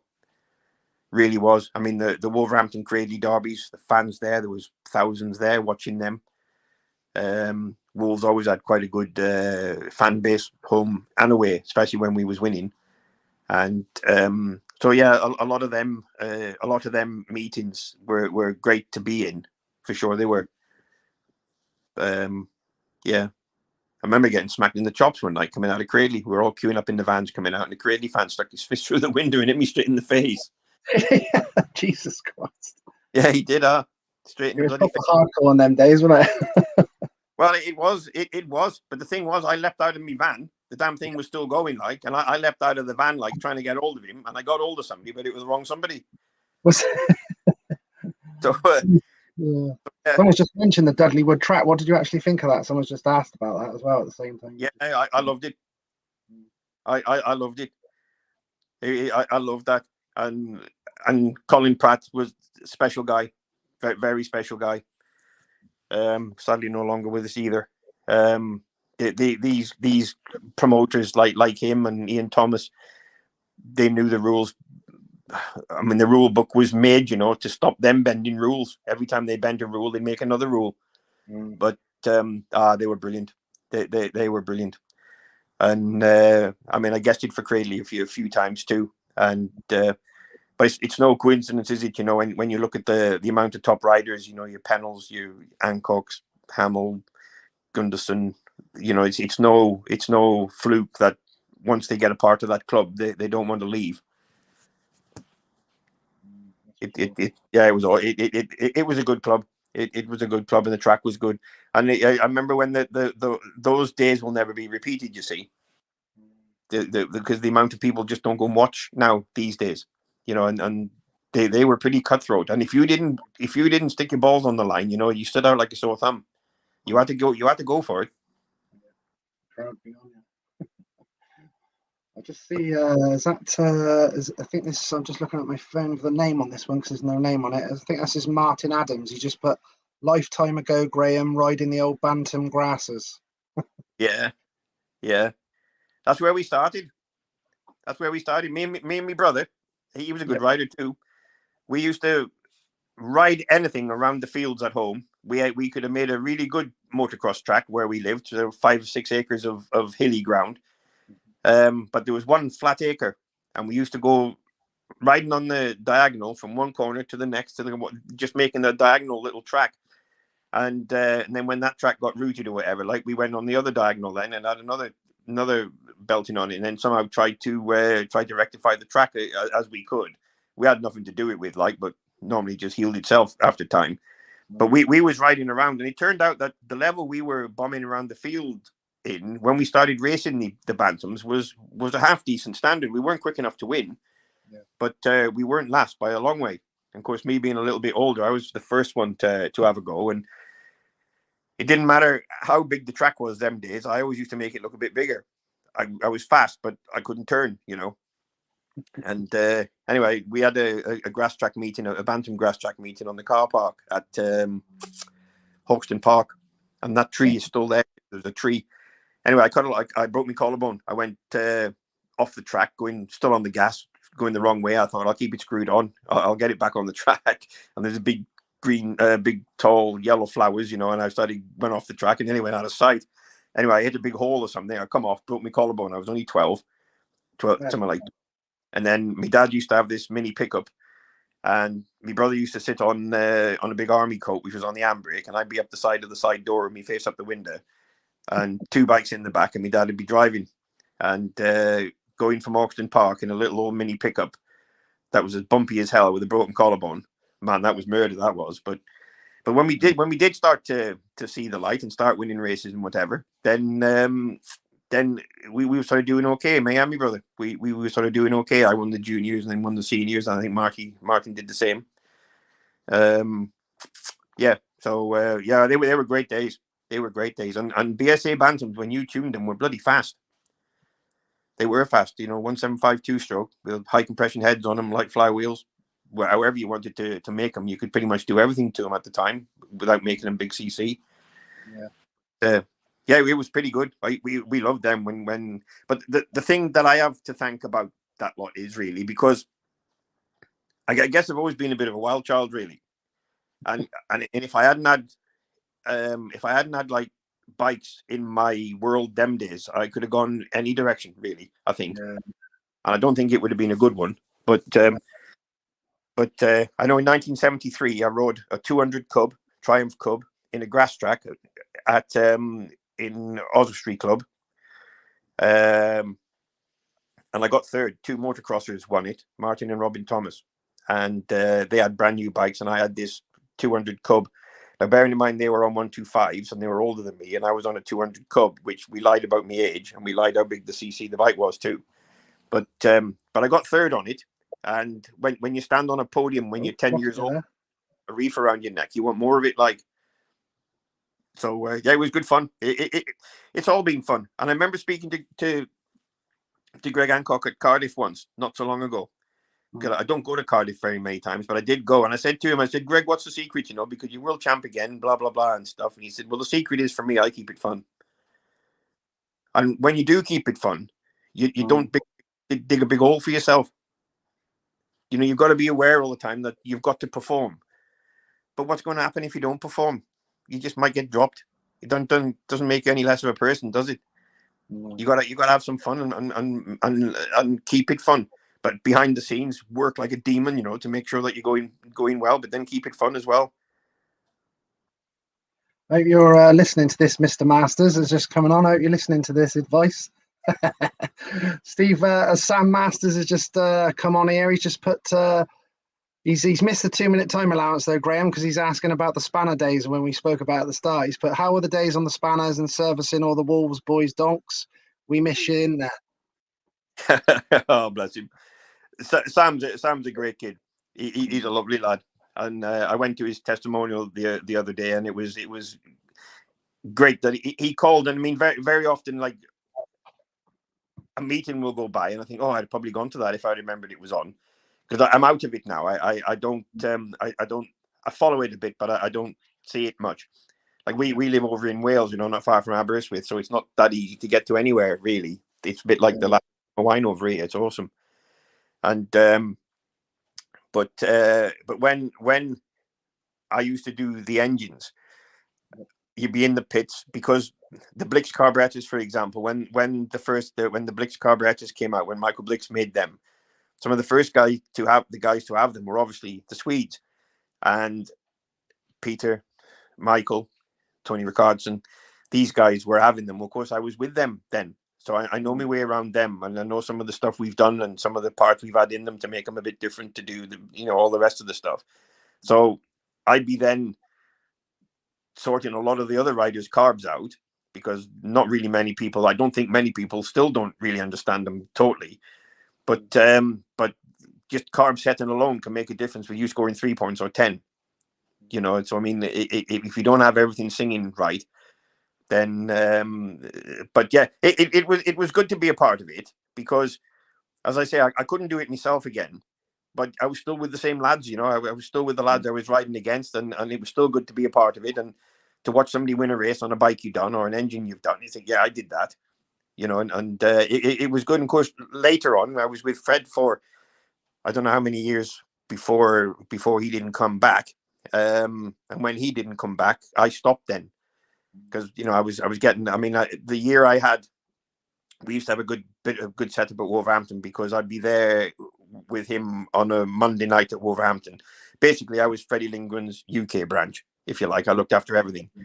And there was me and our friend Ewan Turner. We used to work on the night time. And I remember coming back across the pitch, because my knee was getting in such a off the parade. My knee was getting in such a mess then, because it was dislocating loads before I had to have it new. Before I had a new one, and Fred, we got him out in heat 1, which he won. Then he was out in about heat 5 or 6 again, so I had a few heats. So I had to go around the back again, and Ewan had got hold of my foot, and I was trying to screw my fucking leg in because my knee had come out. I couldn't get my knee back in, and then when it went in, Ewan was nearly sick, because it was. Ewan was nearly sick because it went in with such a clunk, and then that was it. I thought, fuck, she's all right again. Yeah, we're good to go. So straight back on the tools again, around the corner, and away we go. Like, but yeah, I mean, of course, Fred, me and Fred, with Fred's ability, and we were making bikes. I was changing his engines around quite a bit. I was in his GTRs quite a bit too, just to just try things, and. but yeah, and basically, I mean, Fred did a lot of damage. He won a lot of stuff, and I think I'm right in saying, I think he's won like the Elite League Riders Championship 3 times, I think, and I think the only other guy to do that is Hans. And I was with Fred at least for 2 of them. So, yeah, it's but not just a spanner man. You know, I was a big part of what he was doing, which was good for me because I need that. You know, I'm too old to be on the ground just with a rider that's just going to use 2 bikes because the first one's not working. You know what I mean? And on your hands and knees and the shit and stuff. I was too old for that, and my body was getting, well, my leg in particular was getting in a bit of a state, so I couldn't really do it. But there you go. There you go. It was good. It was good to be a part of them, you know, and when they got the right, I mean, as now, you know, a lot of the difference between the world class guys and the guys that are still really good riders but not world class as such, the world class guys just know the feel they need, you know, and they've always got somebody in the pits that they can bounce off and get it right. You know, they hardly ever get their ass on a bad bike 2 or 3 races on the trot. They'll know if it's in the bike. If it's not in the bike, we have to change. You know, and somewhere we find it in some of the stuff we've done, you know, to win races over time gone by. Just, you know, from doing all sorts of stuff, from sticking really small jets in, which are absolute sods to ride then. But if it can't have fuel, it can't make power, can it? It'll rev, but it won't be powerful. So it tends to grip. Sometimes it works, sometimes it doesn't, but you got to try. So in your first three races, you see, when you're working with a guy with a number 1 on your back, if you basically, if you're going to make a change, you have to do something in your 3rd race because you've got 2 really difficult races coming up. 2 really difficult races coming up, and if you're changing them for heat 13 or 15, most of the time it's because it's not working prior, and then you'll be guessing. But you want to be guessing in your 3rd ride, really, because if it's not going to work, you're better off with the bike as it was in your 2nd race. You know, sometimes the track will come to you. You know, it's all that stuff. It's a lot more complicated than what a lot of people think. But yeah, you know, we had some great days. Michael, Pete, I did quite a bit of work for Sam too, really, off and on. When Carl was at it, Carl Blumfeld, he was his main man, obviously. Yep. And I've done a bit for him when Carl wasn't about, and it's just good. It's good to be a part of it. It really was. Do you miss it all, Graham? Yeah, I do. But when I do miss the lot of it. I don't think I could do the traveling around the country now like I used to do, and all over Europe and stuff. It was when Freddie didn't come back. I think it was a toss-up between Fred and Jacob for that particular year. They were cutting the costs again, you know, so another top rider was being froze out, really. Yeah. Which is what it is. When he didn't come back, I thought, you know, I'm gonna step down now, and so that were it. I got I can't remember what I did for a while, but I lived a bit of a normal life then for a while. And so when it was all done and dusted, well, I knew somebody that was working, you know, the patient transport ambulances, not the 99, the patient. Yeah. A friend of mine who was working with one of them, he said, come and work for us, blah, blah, blah. So I did like a week's training. And then I was on the patient ambulances with 2 different companies for a good 2.5 years. And man, I love that job. I love that job. You know, you're getting paid to help people that actually need help. That's nice. And I was brilliant.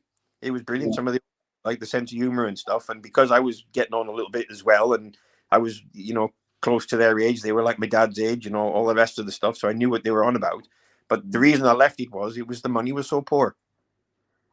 You get treated really, really bad, and my money, you know, from working for myself for all them years, I'd work all night if I had to do to get an engine finished, and then to be working from this time to that time and only earning this much money, it just was difficult to compute, you know. And I left the one company because one month you could have a lot and the next month you couldn't have much, so it was so inconsistent.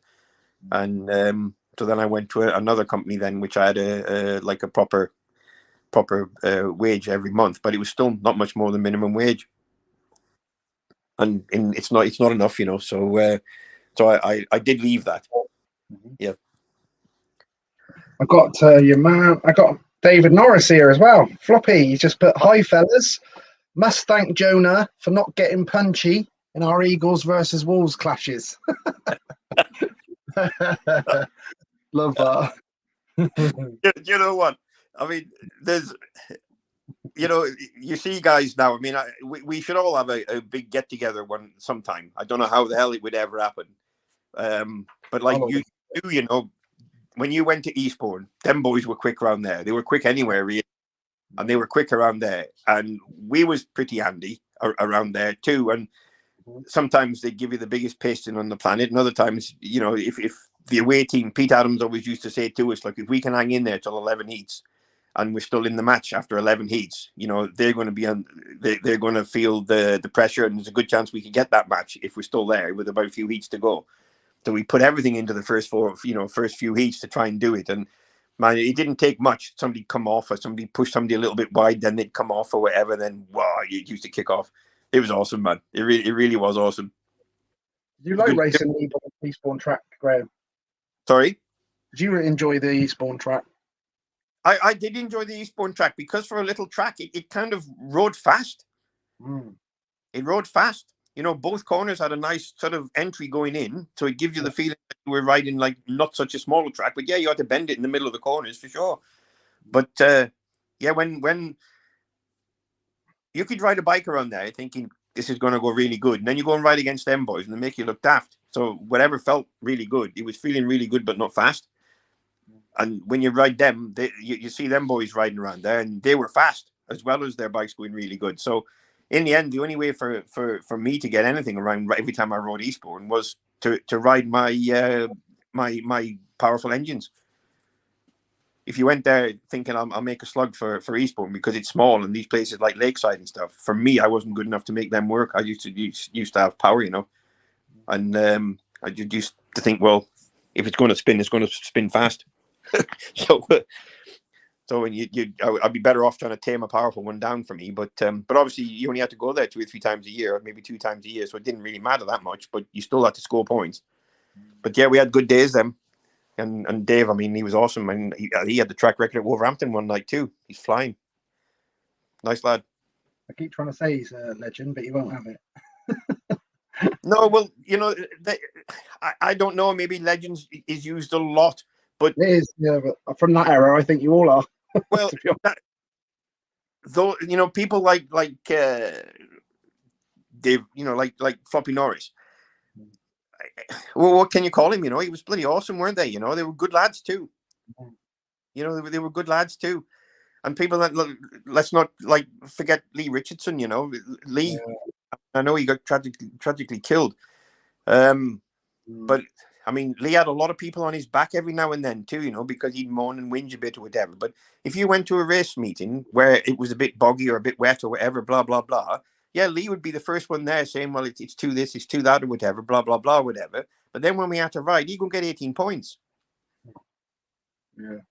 You know what I mean? I mean, the guy was awesome. I had loads of time for him. He was a really good kid. And God, he could make good starts too. Oh, yeah. He could make good starts. Yeah. But then after a little while, when you think about it, he wasn't moaning and whinging. He was just putting safety first. Yeah. Because he'd go out and he'd go and do the business on the track. But yeah, anyway, he's no longer with us now, bless him. Yeah, I loved him at Swindon as well. It was great having him at Swindon for quite a few years. He was really good. With Adams as well. That was a pretty special little partnership for sure. Yeah. Yeah. I'm going to quote these guys because they all keep asking me. There's Ewan Jock Turner's put Top Days Mon. Yeah, that was when he was the guy who used to work with at Wolves. I couldn't run very fast, so every time Fred fell off, he had to go and run and fetch the bike. Oh, right, yeah. So he was doing the running. Yeah, he was putting my knee back in the pit, and my wife's done it a few times too. But yeah, that's why I had to have a knee in the end. And then the surgeon guy, Pete Gallagher, he done a cracking job with me in the orthopedic in Goboin in Oswald Street. That's the place to be. That's where he gets done proper, is it? That's the place to be. And yeah, we did have some good times. And I think the best were the best were probably riding, because obviously it's you know what I mean. It's a living life on the edge a bit, and I mean, the amount of meetings we used to do, them days were a hell of a lot. So, but yeah, I mean, there was. I know, like, going back when we used to do the Southern Tour with Stoke, we'd go down to Exeter on the Monday, Poole on the Tuesday. Well, I might have been grass tracking on the Saturday, on the Sunday. And we used to go like the clappers in the night. It'd be like a freight train when I was with Stoke, there would be Crabby, me, and whoever else it was. We'd all be in a big convoy, and we'd be going like hell, And I think Chris Spur, he lost his license one night. They took his license off him because he got caught speeding when we were all speeding, but he was the only one they caught. And then we were going from Exeter to Poole one night along that bottom road there, going like the clappers through these bloody villages and stuff. And there was this guy in the road with a torch, and I thought it was a drunk. So I kept going flat out. Crabby kept going flat out. Turned out to be a copper in the road trying to stop everybody, because somebody had been reporting us somewhere up the road. There was a whole line of traffic going like the clappers. And they caught Chris again, but they couldn't have his license because they'd already had his license the day before. So That's for it back. So we get to Midlothian. We get to Midlothian, and I was bloody knackered, like, in reception, and I went to sit down on some fucking couch thing he got in there full of coats and stuff, and I sat on these coats, and this guy went, "Hey man, fucking hell, whatever, fucking shut up." I absolutely shit myself. I'd sat on John Cook. He was asleep on that settee. Oh. Remember Cookie? Yeah, Cookie the cowboy, yeah. Absolutely bloody tremendous guy. Well, yeah. I was kicked out. I just flopped on this bloody chair, like, with loads of coats on it, like, but Cookie was asleep on it. I didn't know. Fuck, that was funny. It really was. Yeah. I got a few boys on that. I got Mr. Peter Schrock's just come on as well. He's put great time doing the indoors in Barcelona. The beers went down wow. Yeah. How you doing, Pete? We have to have a meet. Yeah, I like this. I'm not going to be on his side Wednesday though, when Swindon down there for a challenge. We used to do the indoor ice stuff, and Drury and Thomas used to have this indoor ice stuff, as you know, it was always at Telford, and used to go abroad a bit in the wintertime and stuff. And Drury's favourite saying was, "The money's shite, but you'll have a good time."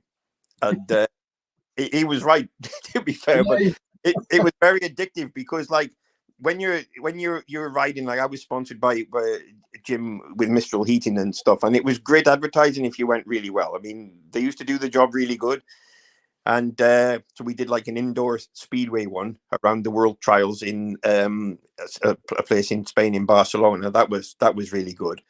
And that place now is called after I don't know how many times World Trials champion he is, but the Spanish legend Jordi Terres.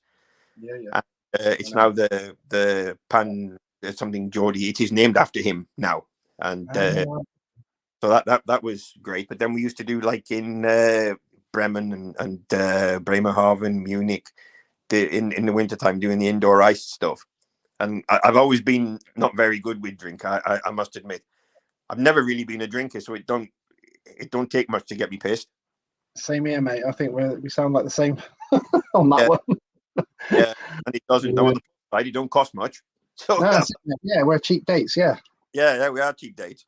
But since I'm actually Angie, my wife, I went mountain biking. I was mountain biking a lot, so she goes, "Can I have a mountain bike?" So I go, "Yeah." So we go off mountain biking together. Yeah, where I got her into mountain biking, and she got me into drinking. So you're a hardcore now, are you? I'm not hardcore, but I'm more hardcore than I was. I mean, she's got some pretty good videos of her phone of me in a mess. Oh, I'll have to get her to send me that. So, but the indoor ice stuff was good, and I kept dicking around with my bikes and what have you to like everybody did. Jan Anderson, the Swede Jan, I mean, he's awesome at that, healthy. And then Andy Campbell, he's another good lad and a good friend. I like to think he was like really good. I mean, Wayne Broadhurst, he was good at that. And once once, I mean, you had to be pretty smooth as well, you know. All that, you wouldn't really put Graham Jones and smooth in the same fucking sentence, really. But I did manage to get a bike that kind of worked, and I did manage to win it. And then the following year, I didn't do it, probably because he didn't pay me again. He paid me all the money. He never owed me money. I wasn't saying that, but I did have a good deal that year. I won it. And then he didn't want to do that deal again. So I didn't do it. Then the following year, I finished second to Hans Nielsen. Hans won it, and I was second to him. Got the picture on the screen now. I think that must be the same one then. I've got a picture with Andy Campbell, you and Hans Nielsen on the rostrum. That's it. Yeah, and I mean, they're small tracks, you know, and the racing was pretty ferocious. When you got like 4 or 5 guys with bikes that are sort of working pretty good, it's pretty ferocious place to be, because you can't really rub your leg against tires, because like Alan Rossiter copped a bad one day. I think that was at Telford when the back wheel spun on his leg, and of course you're running then on all the blood and everything came from his leg on the track and stuff, and then all day then you're running on ice which has got like red mark on it. I mean, that had him good style, and were fully aware of that could happen. And Roscoe was a fair handful on the ice too, you know. So, but few guys who were pretty good, and it was a pretty ferocious place to be. No messing in that. I've got that was a good question. Gary Stead, our man, is here. He's put, evening, Graham. How did you like being a team manager? What was good and bad about it? Steady, how we doing? Steady? There you go, picture with Mark Lemon. The team managing thing, in all honesty, wasn't for me. Yeah. I thought I was doing an okay job, but there comes times until you've got the situation where you've got to make a decision in the pits. Yeah. When you've got to make a decision because the clock's ticking. Now, when you're in the pits, you can't put maybe that rider out because his bikes are all in a mess. He's never going to make it back again. 2 races time when he's supposed to be out, his back's going to be right. Bike's going to be back together. Now, the fans don't see that, but they're going, "Oh, well, why don't you use him? Why don't you use him?" Well, I couldn't because you're not daft. You know what I mean? So then you'll use another guy, and when the clock's ticking, and you have to make decisions, if it's the only decision, then it's not so bad. But when there's 3 or 4 decisions, everybody says you should have done this after you've made the decision you made. You know what I mean? Oh yeah, we're all team managers.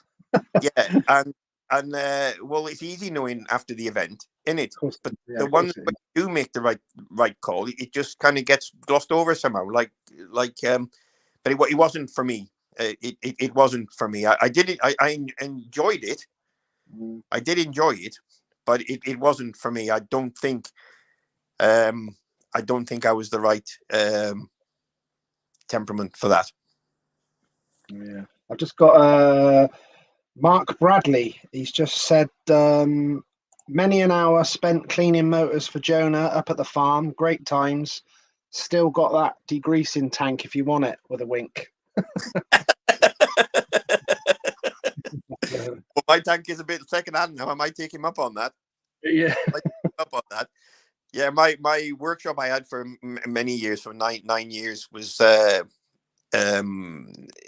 lived in Loggerheads, up by not far from Stoke, and I lived in Loggerheads, and I had some good friends around there, and I was on a farm. We converted this farm building with a suspended ceiling and everything in it, blah blah blah, and of course, being on the farm, it didn't really matter about making a mess as such, so it worked out pretty good. So I was there for about 9 years, and yeah, Bradders, and then 1 or 2 people would come every now and then and clean stuff for me, and we did have some good fun. We did have some good fun. I mean, there's some stuff that I could tell you, like, that's disgusting stuff we did, especially with Michael Carlson. But when I look back, Michael probably, if he's watching this, he might not remember just at the minute. But I wouldn't have to say too much before he remembered.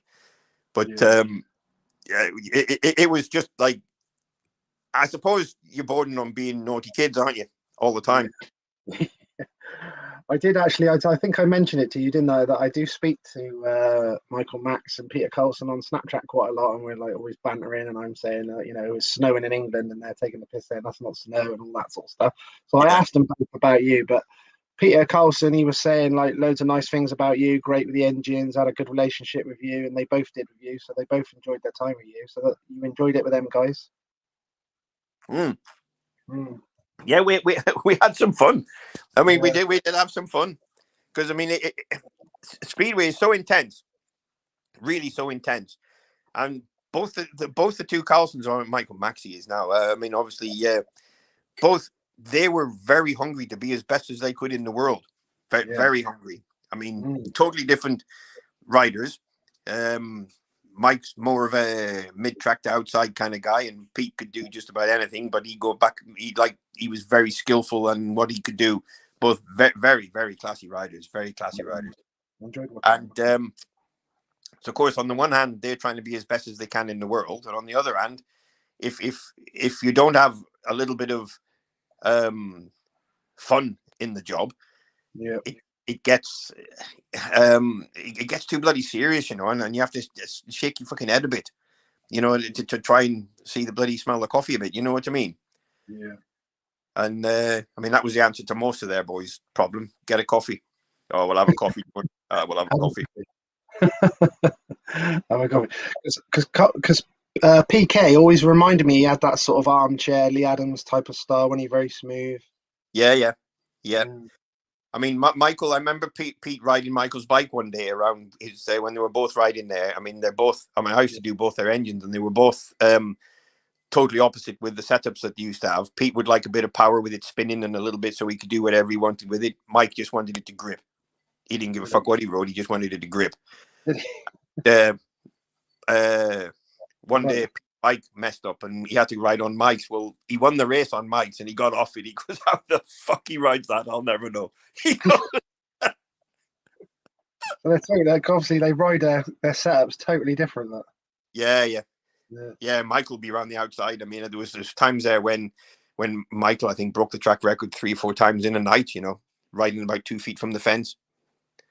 And then Pete's a totally different kind of rider. He'd come in. I mean, they're both brilliant at what they did, but they were both different guys. But they were both lovely lads too. You know, we had some bloody fun. Like, we did have some fun. We did have some fun. Did you keep any of your own stuff, Graham? Have you got any race jackets, leathers, anything at all? You kept? No, I haven't really. I mean, I've got a few bits and bats. No, I haven't, to be fair.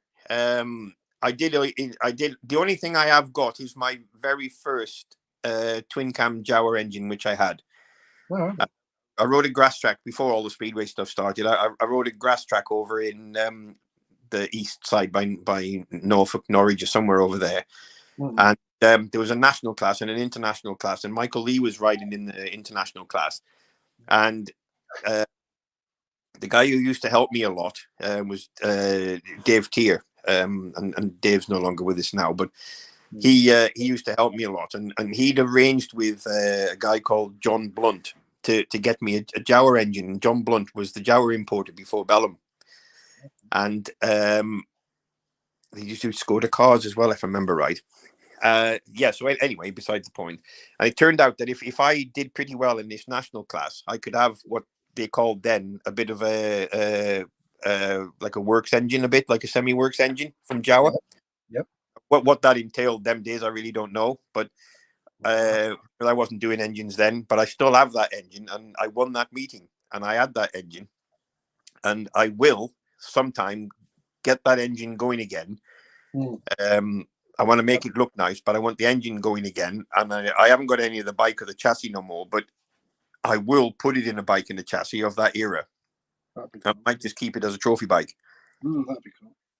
Because I would like to. I mean, I was planning ages ago to put it in because it's fast. You know, it really is fast. Some of them twin cam Jawas on Speedway were super fast, and because of the tracks now are so slick and the tires are pretty garbage, really, what you ride on compared to what we used to ride on. That twin cam Jawa, even with a 34mm carbon, go very well, very well. And I was thinking, oh man, I'm going to give Gary Ware a run for his money, and because he's obviously still riding a lot and he's winning quite a bit. I'm going to do this. I was going to do that. I was going to set the world on fire, and I really sort of got enthusiastic one time, and then I don't know. I sort of went in the house, had a brew, and the fucking feeling passed. You know what I mean? Here you go. Phil Elkin just said, proud to have Graham's Stoke race jackets in my collection. Yes, he has. Yeah, he has. How you doing, Phil? Hope you're all right, bud. Yeah, he has. I have let some of the stuff go. There's some that I won't sell. I mean, I'm not so much a sell. It's not like you need the money to sell them, but you just don't want to give them away neither somehow. But I just don't want them going and never to be seen again. Phil collects them, so he keeps them. I have got my Eric Gunderson farewell one, which to be at Cradley that night when Eric jumped back on his bike after his serious crash. I don't know whether you were there, but I mean, it was dark. I think there was like candle lights everywhere or whatever. When Eric jumped back on his bike again, you could have heard a pin drop. And being connected, obviously, with Cradley, with Wolverhampton and stuff, I rode, I think it was number 10, I think, in the meeting. And I don't get emotional very often, but I was that night. I was that night, seeing Eric go around on his bike. It was awesome. Absolutely awesome. I'll never forget that. So I won't sell that jacket because that will stay with me until I don't see the fucking daisies again. But yeah, that was a special night. That was seeing Eric get back on the bike again. I just got Mr. Norris put, I don't know if it's been mentioned. What was the reason for your crazy handlebar setup? Forgive me if I got it wrong. Laugh out loud, lead knows I'm dizzy. No, I did have I did have a bit of a weird handlebar setup. Right, David. Yeah, no, he's cock on. He is cock on. The main reason was I'd broken my wrist years ago, and it doesn't hold the throttle. Doesn't I can't wind the throttle on flat out. If the handlebars are like their boys' handlebars, where they have the handlebars like they have them down a little bit, and I was going around the corner with the handlebars and me nuts, and my wrist I couldn't work me wrist because the wrist doesn't come back all the way like it does.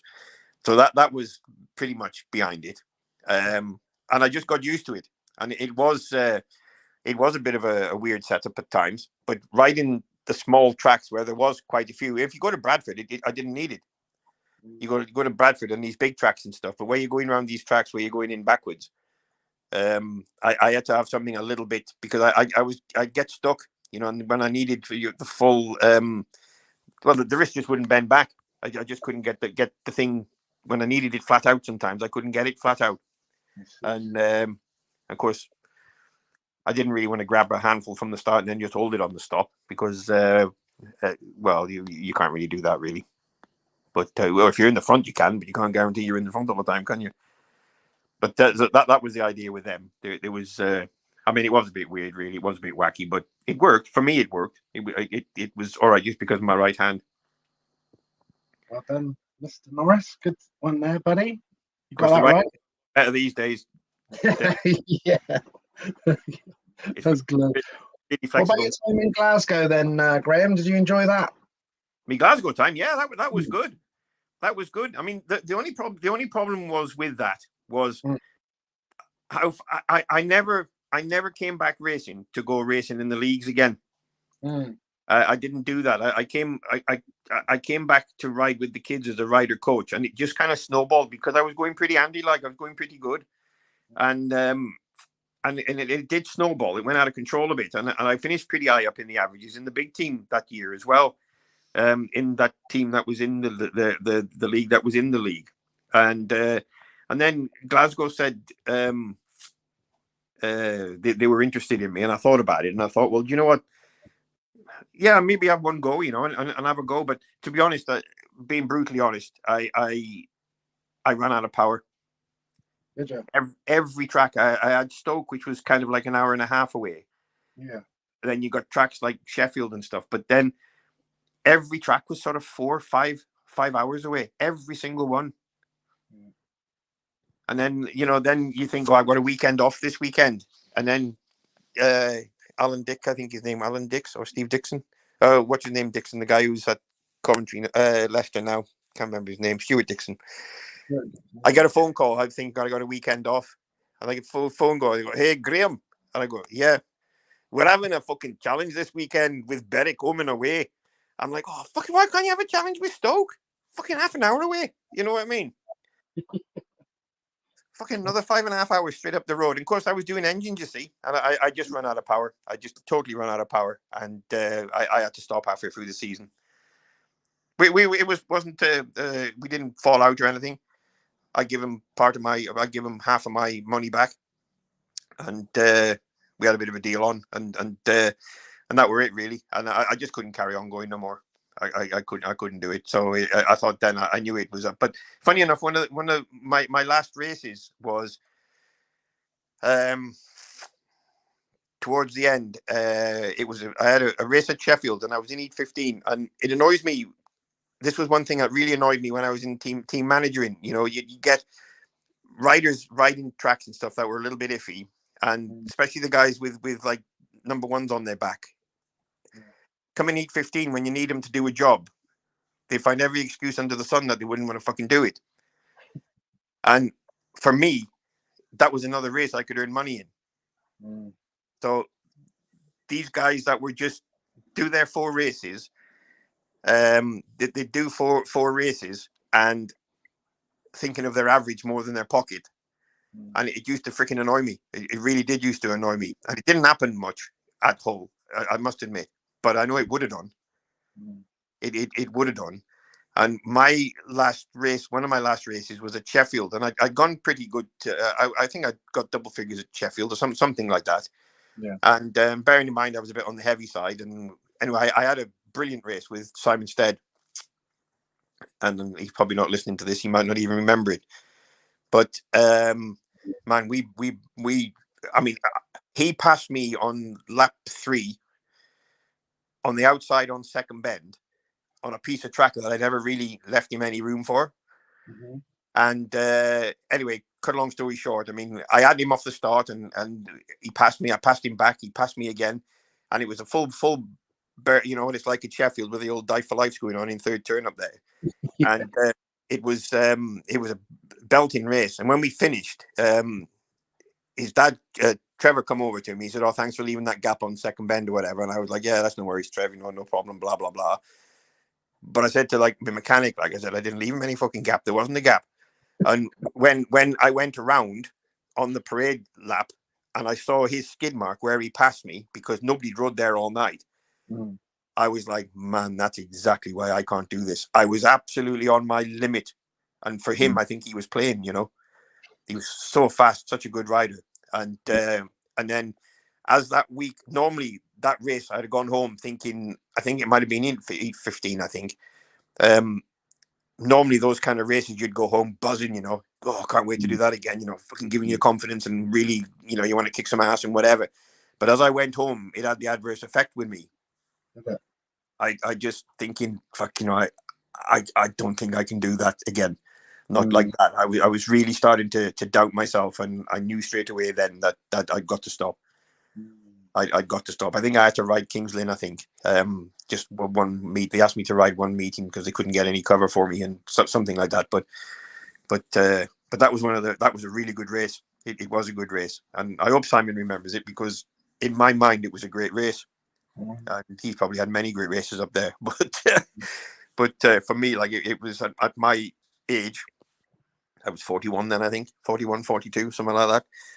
And for me to be battling with him, who was so fast up there, it was great. It was great. But yeah.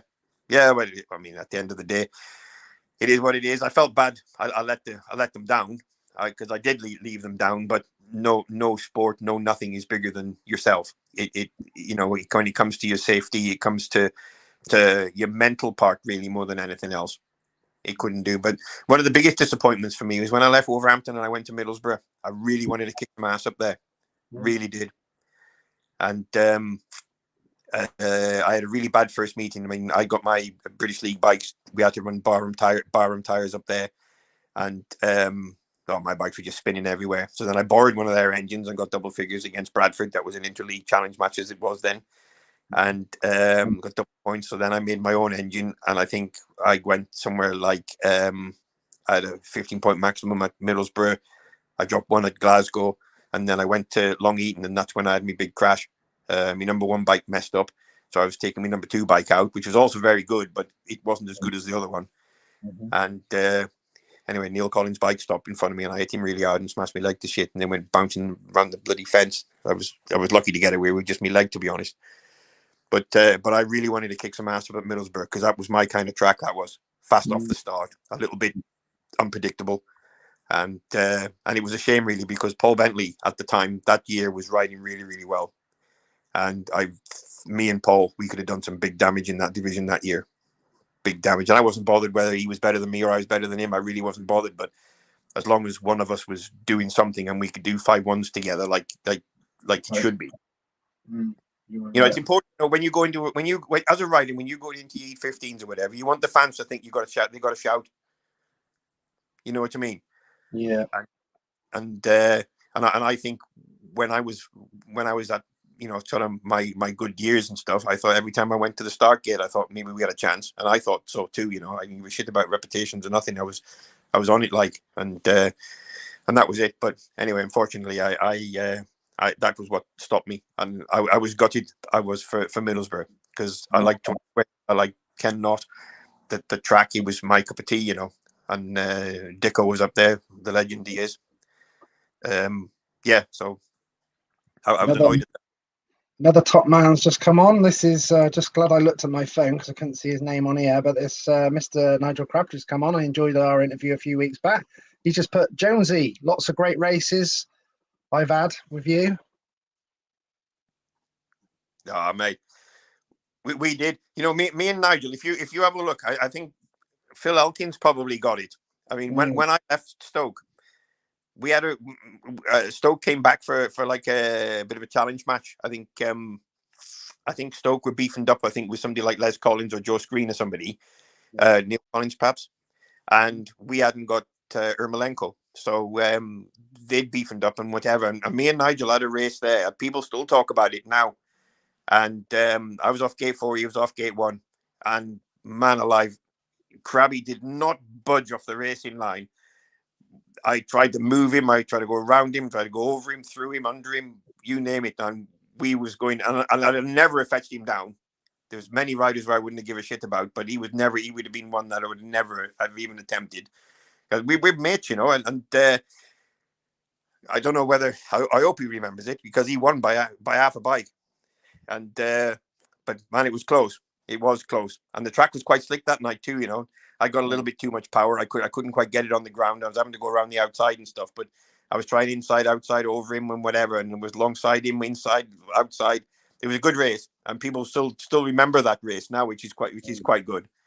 And but no, we had some belting 5-1s, me and Nigel, when we was in the same team. We knew exactly where we was most of the time. Like Tom Owen and Crabby as well, because Crabby was a rider who he could switch into team riding just like that, and he could switch into individual just like that, and if you'd wronged him or whatever, then he was individual Crabby.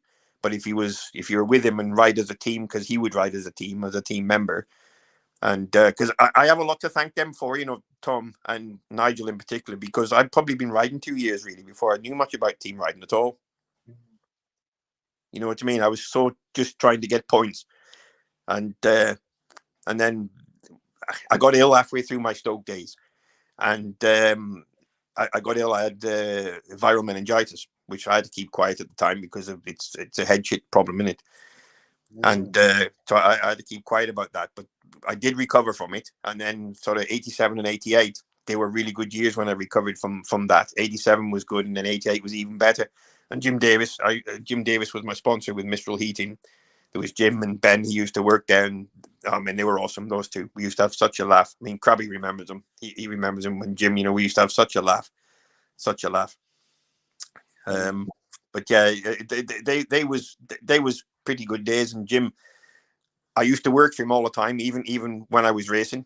I had all the time I needed to race. But if he knew that I haven't got nothing from Saturday to Saturday, he said, come and do some work if you want. Go do some deliveries and whatever and blah, blah, blah. They were central heating boilers, you see. And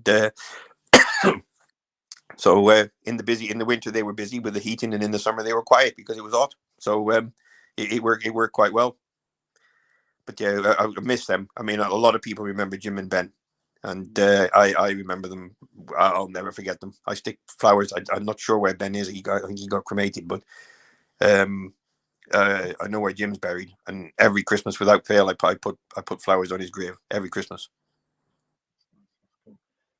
Mr. Stead, Gary Stead, he's give you an hard one here. Who do you think is the best rider ever, or hard to say? Who is the best rider ever? Yeah, that's what Stead is asked. Fucking hell, Steady. Give me an easy one, why don't you? That's what I thought. Well, Well, you can't answer that because there's different eras of riders, isn't there? yeah. You know, there are different eras of riders. I mean, if you looked at a guy who was so flamboyant that could pass people from the back, etc., blah blah blah, you look like Peter Collins, Mark Loram, these kind of guys. You look at guys who have won numbers of world championships. You're looking at Tony Rickardson and Ivan Major and those kind of guys. You look in the middle '80s when it was Eric Gunderson, Hans Nielsen. Them two were like man alive. I mean, they were just awesome, absolutely awesome. The pair of them, and it's not just them. You know, Jano Peterson. I mean, the Danes. You know, when I had my few England caps, you were riding against America and Denmark, who got riders. Most of their riders were all in the top 10 in the world. And there's me, like a fucking country Urbit, trying to have a go. Like, so yeah. It's difficult. It's difficult, and it'll always change with everybody's different opinions. You know, V Funding back in the day, he was tremendous. It's just very hard to answer that. Very hard to answer it. But every one of them would have been just as good in any era if they were around at that time. You know what I mean? Because you're not. It's not a. It's kind of a gift, but it's not a gift if you put the effort in and you have the ability and you mix with the right people, get the right engines that you blah blah blah and stuff. If you've got that mentality, then you're always going to be quite good. And you do have to have a little bit of luck sometimes, but most of the time, those guys, they would have been successful in any era. You know, and when you look at, I've mentioned a few, you know, but around that time as well, you got Crumpy, Jason Crump. Fucking these guys, the list goes on, and I know I've forgotten many of them. Per Jonsson, these guys. You know, I mean, it was great to be around them days. Just to be mentioned in the same breath as some of them guys. It was just awesome. You know, it was just awesome. But yeah, things are different now. I'm not a big fan of it these days, if I'm totally honest. But yeah, I think things are a bit different these days. When you was rattling all their names off, I'm thinking, take me back, Graham. Take me back. Yeah, but you know what I mean. You go like go watch the Golden Hammer at Cradley, for example, just because that was. You look at the Golden Hammer. Every club had a big individual meeting, didn't they? And the Golden Hammer and whatnot. Yeah. Like the list was endless of the guys that would ride that place. Yeah. I mean, they were awesome meetings, absolutely awesome meetings, and a lot of the time, it had come down to Jano Peterson, Hans Nielsen, Eric Gunderson, the same kind of guys, and you couldn't wait until Heat 10 when Hans met Eric, or you know what I mean? Yeah. Like Jano was fast. I mean, when he won the world title, I don't think he missed a gate, but normally he wouldn't make any gates and pass everybody. I mean, me and Ronnie Corey were on a 5-1 one day going around Cradley, and we had him. He was buzzing around, but we were riding a perfect 5-1, and coming to the finish line, he got between us. Going over the line, he got between us, and there was a hell of a bloody problem for all three of us stopping at the end because there was no room for anybody to go. And you know, when you all wanted to go sideways, but you couldn't, you were too close. Yeah. And but he split us. He split us on the line. He was fast, you know, very, very fast. Yeah. But if nothing to him, was there? He only a back with an arse on the end, wasn't he? He was fast. Yeah, I spoke to him a few weeks ago. That was pretty cool. He was like you said, he never used to make the gates and always used to have to pass over them. But, yeah, and I think when world title, I'm pretty certain he hit almost every gate. I think he did. Yeah, that was the only time I ever remember doing it. Yeah. But no, he was all right for somebody like Jano because he could back it up anyway, couldn't he? You know what I mean? If you're going to be world champion, you have to back it up a bit. You know, all these riders that generally win the world title, they're always pretty good. You know what I mean? So it's not like, I mean, it would be a shame really now that there wasn't some kind of, you know, like I love mountain bikes and I'm obsessed with downhill mountain biking. I love it. And I watch the UCI downhill mountain bike championships. Love it. And they have a like a Grand Prix series, you know, from start to finish, and it goes all the way through all these different countries, and the UCI champion at the end of it all. But in that, they also have a World Championships, so you can be a world champion as well as the UCI World Championship kind of guy. And nowadays, it would be good because the Grand Prix series is like a closed shop, in it. They've kind of ruined everybody's league race and stopping. Riders don't really want to ride too much for their clubs because they want to be in the Grand Prix all the time. So they've got it the way that they want it. But then there's a lot of people that in league racing that are also very, very competitive that don't get a chance to win anything with the world in the front of it. And it's a shame. It's a shame they haven't got like a one-off kind of world championship that freezes the Grand Prix riders out of it. You know, just like the mountain bikes do. They manage to do it. But all them mountain bikers do it like. But it's a shame that other people haven't got something bigger to have a bite at as well, you know.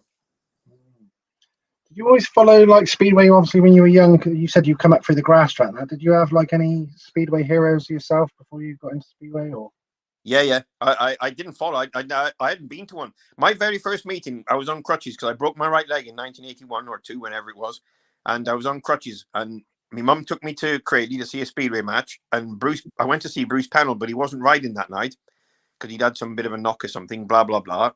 And a long time ago, Cradley, they used to have the numbers on the program with a lucky dip, and they'd have somebody pulling these numbers out. And if those numbers matched your program, you won 50 quid. And Bruce Pennell pulled the numbers out. That was my program, and I won 50 quid. Whee! The very first time I went. Wow. And so I got the 50 quid off him, like. Yeah. And there was me there, and then there was about 50,000 birds all trying to get his autograph. So, so there was me on, like, I got me 50 quid and then left him alone with all them birds, like, because they liked Bruce, didn't they, the girls? Yeah. And so I followed them, but I used to follow the riders because people like Peter Collins, for example, rode grass tracks, and that's where I loved grass tracks, and I still don't love grass tracks now. You'd have the big Bewley Bonanzas and the Ace of Aces and all the world's like Speedway riders rode grass. But when you got the good grass trackers who rode Speedway, who were also very good, like PC was as fast on a grass track. Well, he's probably faster on a grass track bike than he was on Speedway, and you know how good he was on Speedway. And it was awesome to see them. And they used to have them days, you know, they had they had one on Halfpenny Green Airfield in on the outskirts of Birmingham somewhere. I think it was a Halfpenny Green. It was a big flat triangle kind of track. You'd have big ones in Ludlow and Hereford and all these massive big grass tracks they used to have. And they would have them, you know, like Jason's dad, Phil Crump, and all these guys. Man, they were awesome. And they were going to the line. I mean, the Bewley Bonanza track at Penn Sacks, a place called Penn Sacks, it had 2 uphill corners with a dip in each straight. Probably one of the best grass tracks you would ever see. And when they'd all go up, you know, Ivan Major, Collins, Mal Corradine, all these kind of riders would be in the finals and stuff. And you really didn't know who was going to win.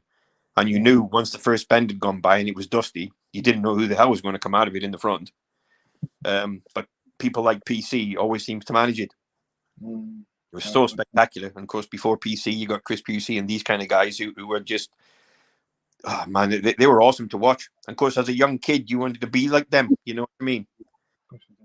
You wanted to be like them. Like, I remember me and my brother, we were playing on the fields. I think I was Peter Collins and he was Egon Muller. When we were young boys. You know what I mean? And we used to water the hose pipes because the push bikes wouldn't skid because they were too dry. So we'd water the pipe with the hose pipe, water the track with the hose pipe, get some skids on. I used to do that when I was back garden. Not. I got this as a cool question actually. Gary Hazeldine here has put, what's Graham's opinion on the bikes and engines these days, and what would be his ideas on making it better?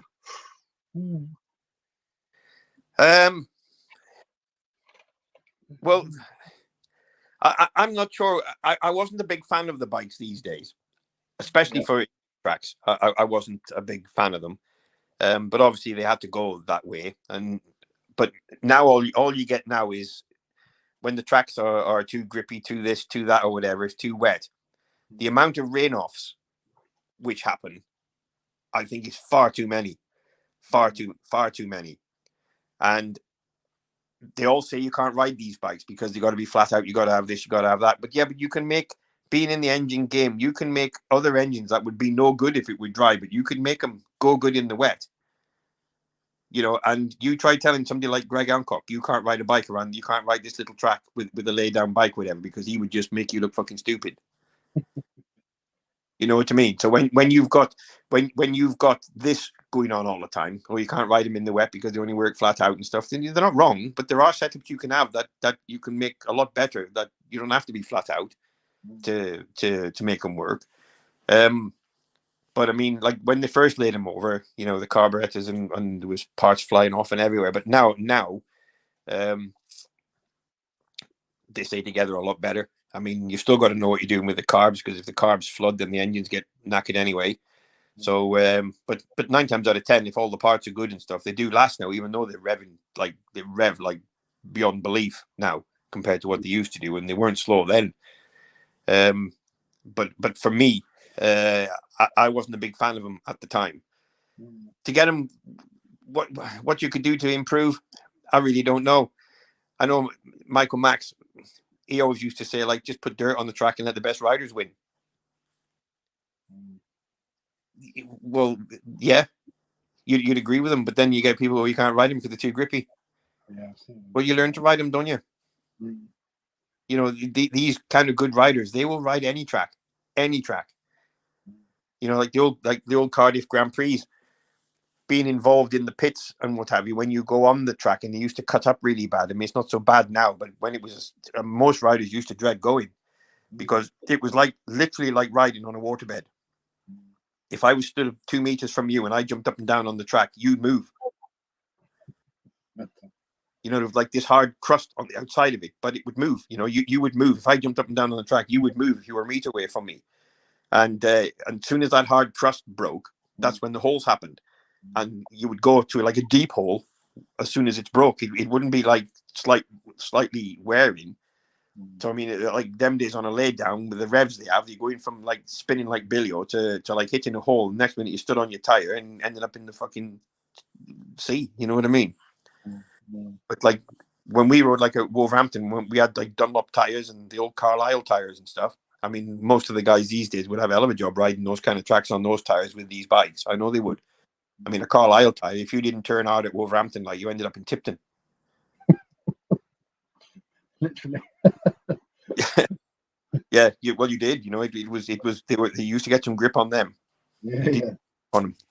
Because it was like that, wasn't it? That the Cardiff that I remember when Harris won it, it was like a sort of rough grass track, wasn't it? And he loved it. Oh, Chris would be in his element, man, wouldn't he? Yeah, he loved it, didn't he? Yeah, Chris would be in his element there. Yeah. And but yeah, put the bike where he wants to, but still the bike has to behave itself. He put the bike where he wants to. He'd go through the holes. Not Chris, probably. If anybody was missing him, he'd go through on purpose because he knew he can handle it. Like, yeah, he was a great rider. Still is. Just had Colin Richardson come on from. He's just put. Good to see you looking so good, Jones from Dubai. Colin Richardson. Oh, hiya, Colin. Yeah, well, I mean, I don't know whether I look too good or not. I don't know, like, but we're hanging in there. Put it that way. We're hanging in there. And quite a few that have come on tonight, Graham, saying it's nice to see you looking well. Well, what do I say to that? Thanks, or I don't take that. You say I'll take that. Take that. Phil also said as well. Phil said, "What was your favourite and least favourite tracks?" To be honest, you know, I know it's probably I didn't really have any least favorite tracks, mainly because if you're not trapping, none of the tracks are very good, really. If you can get out of the start, and I used to have this thing about if the track was a bit sketchy or a bit of a hard track or something, I would give everything to get out of the start in my first race, because if I could hit the gas in my first race, I do it all night. If you start pussyfooting around in your first 2 races or whatever, because the track's a bit iffy and stuff, if the track doesn't get better, you just have a shit score all night. Now, I would rather balls out, give it a go, and maybe slide off in one of the corners than to admit to myself that it was shit and I couldn't crack it on. You know what I mean? But if I rode hard right from the word go on any track, you'd do it all night. You know what I mean? So on the flip side of it, I did like tracks where you could really race, where you could really get your teeth stuck into it, especially if the bike was working and you were on song and stuff. Like I used to like. I haven't rode it much recently before it was like sticky and all it like it is these days. Like, but the old Kings Lynn, with the old shale it used to have on when we were around, like there was so many racing lines around that track. It was brilliant, absolutely brilliant. And we went there one night without Ermolenko and they hadn't got Henke, so we both had a reserve at the bottom end. And I think I had Mark Lorham 3 times that night, I think. And I know I beat him twice. I might have beat him the 3 times, but man, I've never been in races like that where you just do not know where he's coming, where he's coming from. So you're just telling yourself all the time, just keep changing your lines, because if you ride the same line twice, Mark will have you. So I was riding all over the place. I was riding inside one corner, outside the next corner, and then I go to look like I was going to the outside. Now I'd smack it back to the curb and whatever. I was just trying to double guess him all the time because he would have passed me without question, but I was just slower than him, but in his way, basically, sort of double guessing him. And I remember those kind of guys. I mean, those racetracks when they're like that. I mean, Kings Lynn was awesome them days. Probably still is. I don't know. I've not been around there for yonks, but I know the old shale. I mean, Richard Knight days. I mean, Richard was really good around there. And yeah, I mean, the tracks where you can get in and have a go, they're pretty good. I mean, the easy ones sometimes are the ones where you make 5 good starts and you don't see anybody all night. It's good for the old paycheck, but it's nice to win them sometimes with a dirty number plate too. I've actually spoke to Richard Knight recently as well. I'm going to get him on, so that'd be cool.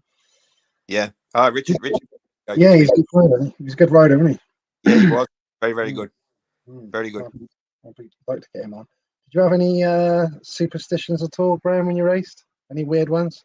Yeah, I had 1 or 2. Did you? For some reason, I always had a fast pair of goggles. 1 pair that were always fast than everything else.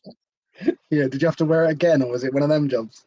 Yeah, well, I had to wear them all the time until they were up, then I had to change them. Fast goggles, love that. Yeah, I always had a pair of fast goggles. And was if I dropped my glove when I was getting ready, I had to stop, take everything off again and start again. Because I've had 2 occasions where I dropped my glove and either done something to my wrist. And I thought I'm going to have to do this again, So every time I drop a glove, and now even now, if I go on my road bike or I go mountain biking or anything, if I drop my glove, I take everything back off again, not clothes wise, but helmet and gloves wise. Yeah. Then put everything back on and start again. So that's not, and I don't like 3 numbers in a row neither. No. Angie, my missus, goes mad, because I go to the shop and it's £3.33, and I go, fuck that, I ain't paying that. I'll pay more. No way. I have to go buy some fucking or something just to make it right. That's brilliant. You know what I mean? Like, no way. But but the world's all different now, isn't it? It's all different now. You can't say what you want like ages ago. I mean, like when we was ages ago, even as youngsters, I'm 60 in the May, and like the youngsters, like, will never know what it was like a few years ago when you could say a little bit what you wanted and without offending people. Now, like, if you say the wrong thing with all these keyboard warriors kicking about, like, next minute you're getting hung, drawn and quartered, aren't you? And you're not really said much wrong, but there's somebody that you didn't like you said to somebody else, and next minute, like, you got a whole fucking war on your hands. Exactly. But here's the win it. Yeah, it is, mate. Yeah. What do we call it? Snowflake world now, isn't it? Well, it is. Like, I remember my dad used to say years, during the war, when all the wars were on, like you got soldiers dying in their thousands, in the trenches with bombs landing on them. And you got their wives either at home, with their fingers crossed, hoping to Christ their husbands is going to come home. Or a lot of the women as well, like, were working, like, really hard, building bloody Spitfires and stuff like that. And it was tough times, really, really tough times.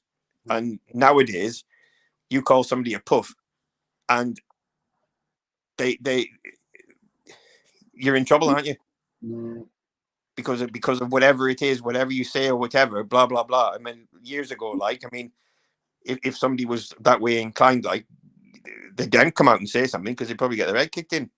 But now everybody has to bend, you know what I mean, to accept it. But it is what it is. That's what it is. Colin's just shared a memory. Colin Richardson's just said, when I was a kid in 75 on the two valvers, we had the old deep tread barroom tyres. When it was wet and sawdust on, then if you didn't put your full gas on, you would be in the fence at Wimbledon. Was one of the worst. Yeah. Yeah. You know, when you had to ride it, you know, I mean, you'd have some tracks where you'd be so low going into the corners because you got that much grip. You'd be so low going into the corners, your chain guard's catching, but it's actually helping you because it's taking the weight off the back tire. So you're kind of turning it on the bloody chain guard, really, sometimes. And the handlebars is down past your knee. You know, it's just a totally different technique. But Colin will know exactly, you know, he'll know exactly what it's all about. You know, these days, like, you got these guys that can just wang it around the bloody track, flat out, singing this bloody knob off at say Scunthorpe and stuff, and they think they're flying and going really, really good, but it's not that, you know. The world class guys, probably, I don't know, it's difficult to put figures on it, but the world class guys, they probably only needed sort of 30% of their biking ability to ride the bike at speed. The rest of it's knowing the setup, knowing what gate to come off, knowing what part of the gate, whether to come off a rut, whether to come off whatever, and then knowing what everybody else is coming off. You know, it's no good looking at a guy on gate 3, seeing he's coming out of a rut that's working all night. Well, it's no good going right close to him thinking you're going to trap him. You're not going to trap him. He's going to do you. So if you're close to him thinking you're going to trap him, your race is knackered. So stay away from him, you know. And you do, you know, all the race stuff, what's going to happen in the first turn, all the stuff that makes them the world's best. To actually ride the bike isn't that hard for them. It's all the other stuff that's going on. That's what makes them the best. And as I say, I mean, you try and tell somebody like Greg, you know, you can't ride these engines around Wolverhampton when it's too grippy. You know, they just laugh at you. Like, it might not be the best, but you adapt, and you have to have that in your makeup. But, yeah, these days, I mean, it is different. It is different, but I don't know. I'm not a big fan of it now. I mean, I like watching the Grand Prix stuff, because somebody asked a little while ago what was the best meeting I've seen. Yeah. This, by the way. Yeah, what is that? My wife's fault again. It's a what's it called? It's called an old fashioned, and it's a cocktail. Okay. Don't know what's in it, but there's a little bit of whiskey and stuff in it, and it goes down rather well. I'm on number 4 now tonight. Oh yeah, Jesus Christ! I'll be an A&E. Get me stomach pumped.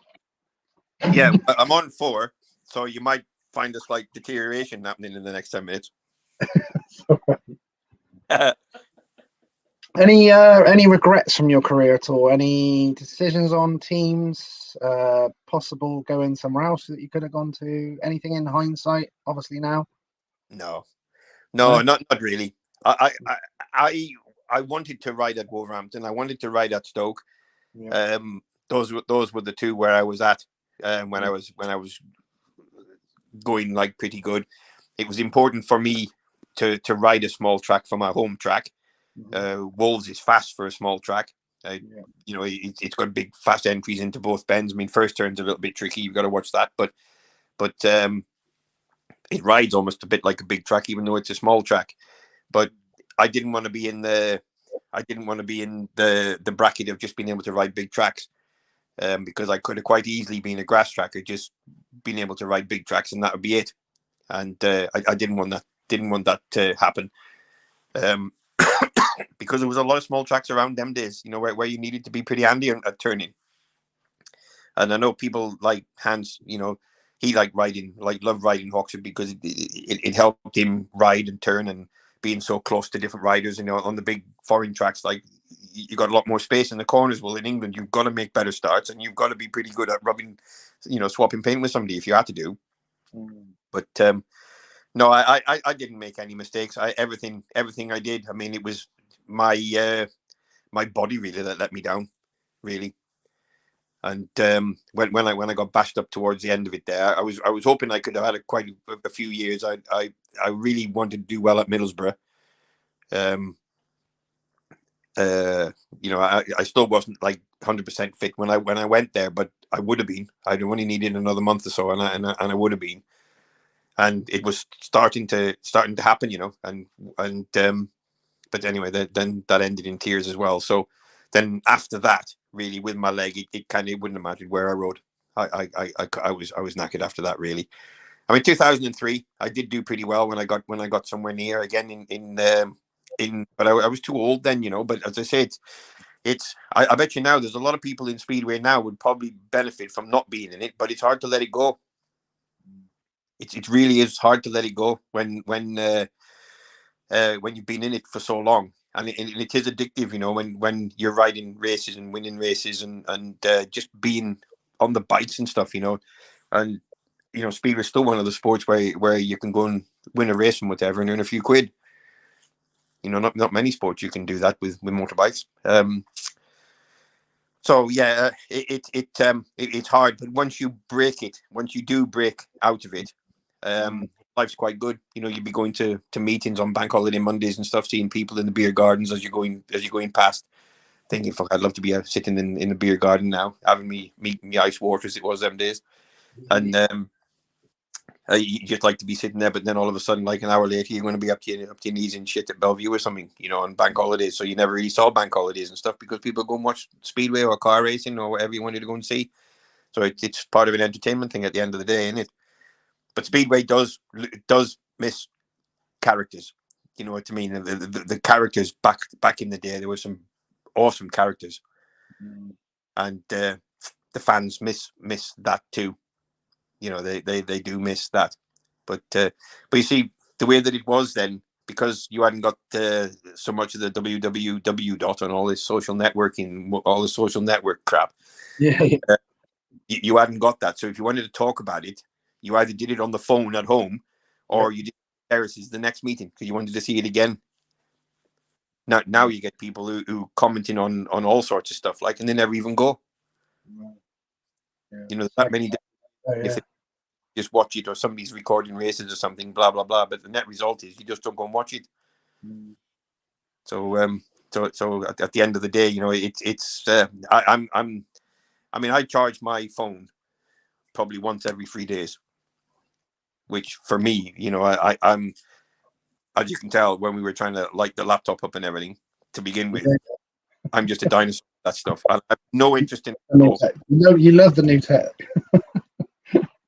Honest to God, I have no interest in it at all, and I'm not ashamed to say it, because like a long time ago, if you'd have told me when I was 10 or even 20, if you told me that in a few years' time we'll be carrying these little pictures, these little boxes, you know, that we can see things on with no wires, and you'll be able to talk to people and watch videos as you're going along, I go, yeah, you're right. Nowhere on this bloody planet, you know what I mean? Not a cat and owl's chance. And then here we are, you know, we got these bloody computer, well, it's just a zombie nation, isn't it? Everywhere you look, people cannot leave their mobile phones alone. Cannot leave them alone. They're just like zombies in the bus shelters. And when we go to work here in the bus, yeah. Sorry, Angie just put her phone down. I wasn't looking at that.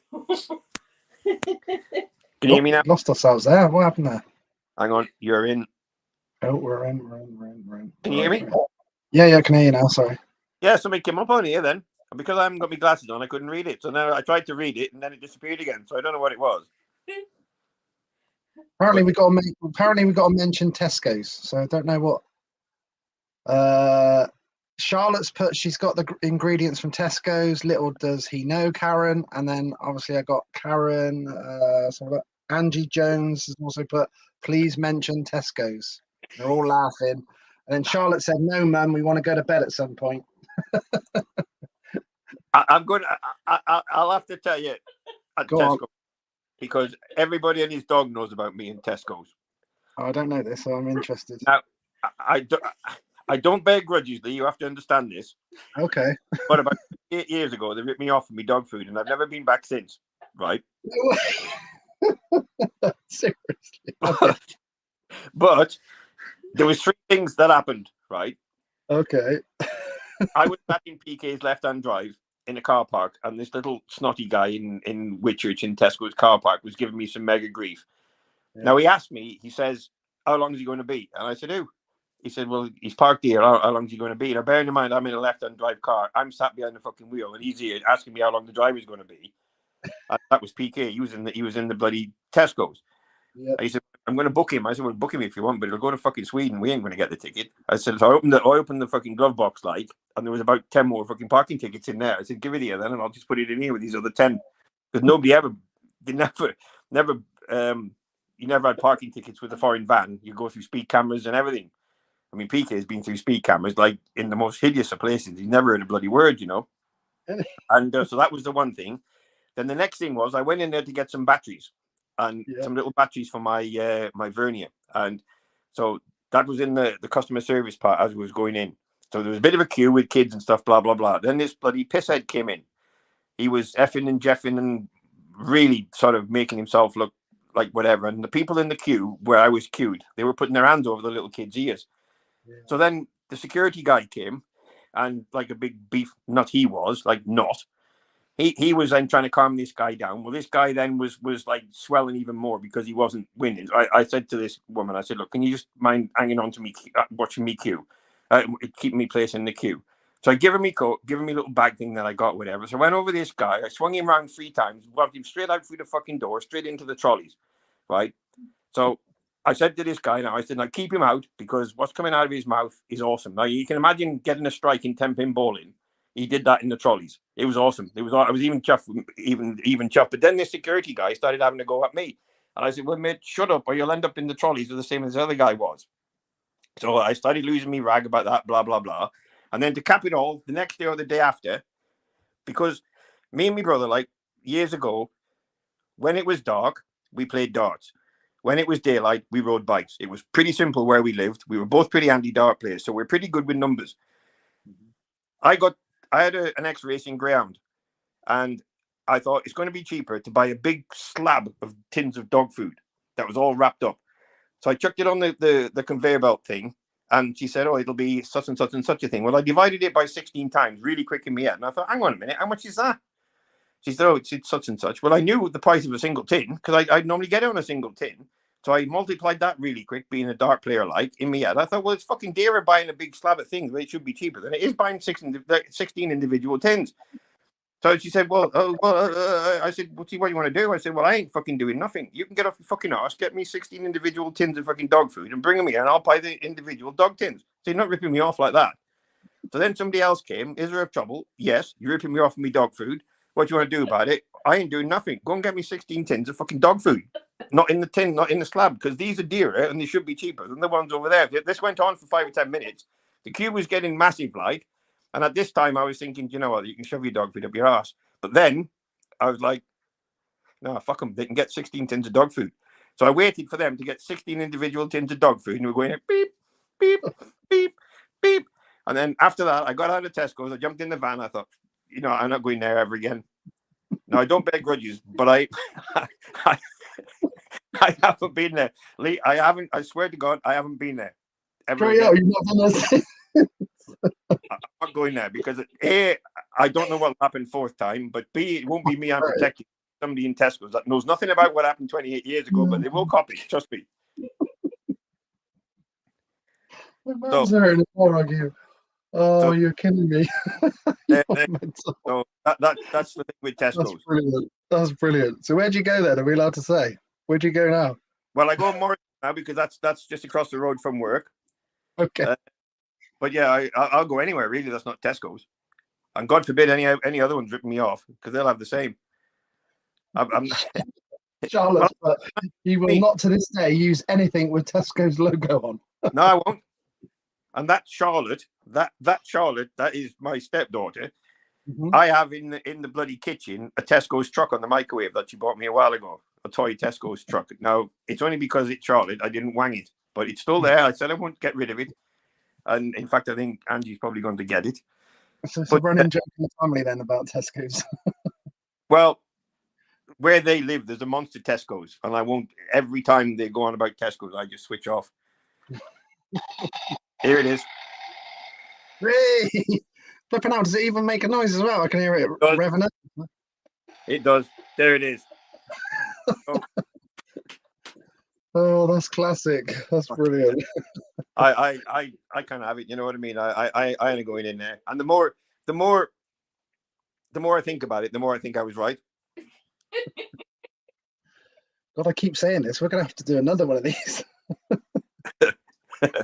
Oh, this is like cheer me up interviews. I love those. Oh, it's bloody yeah.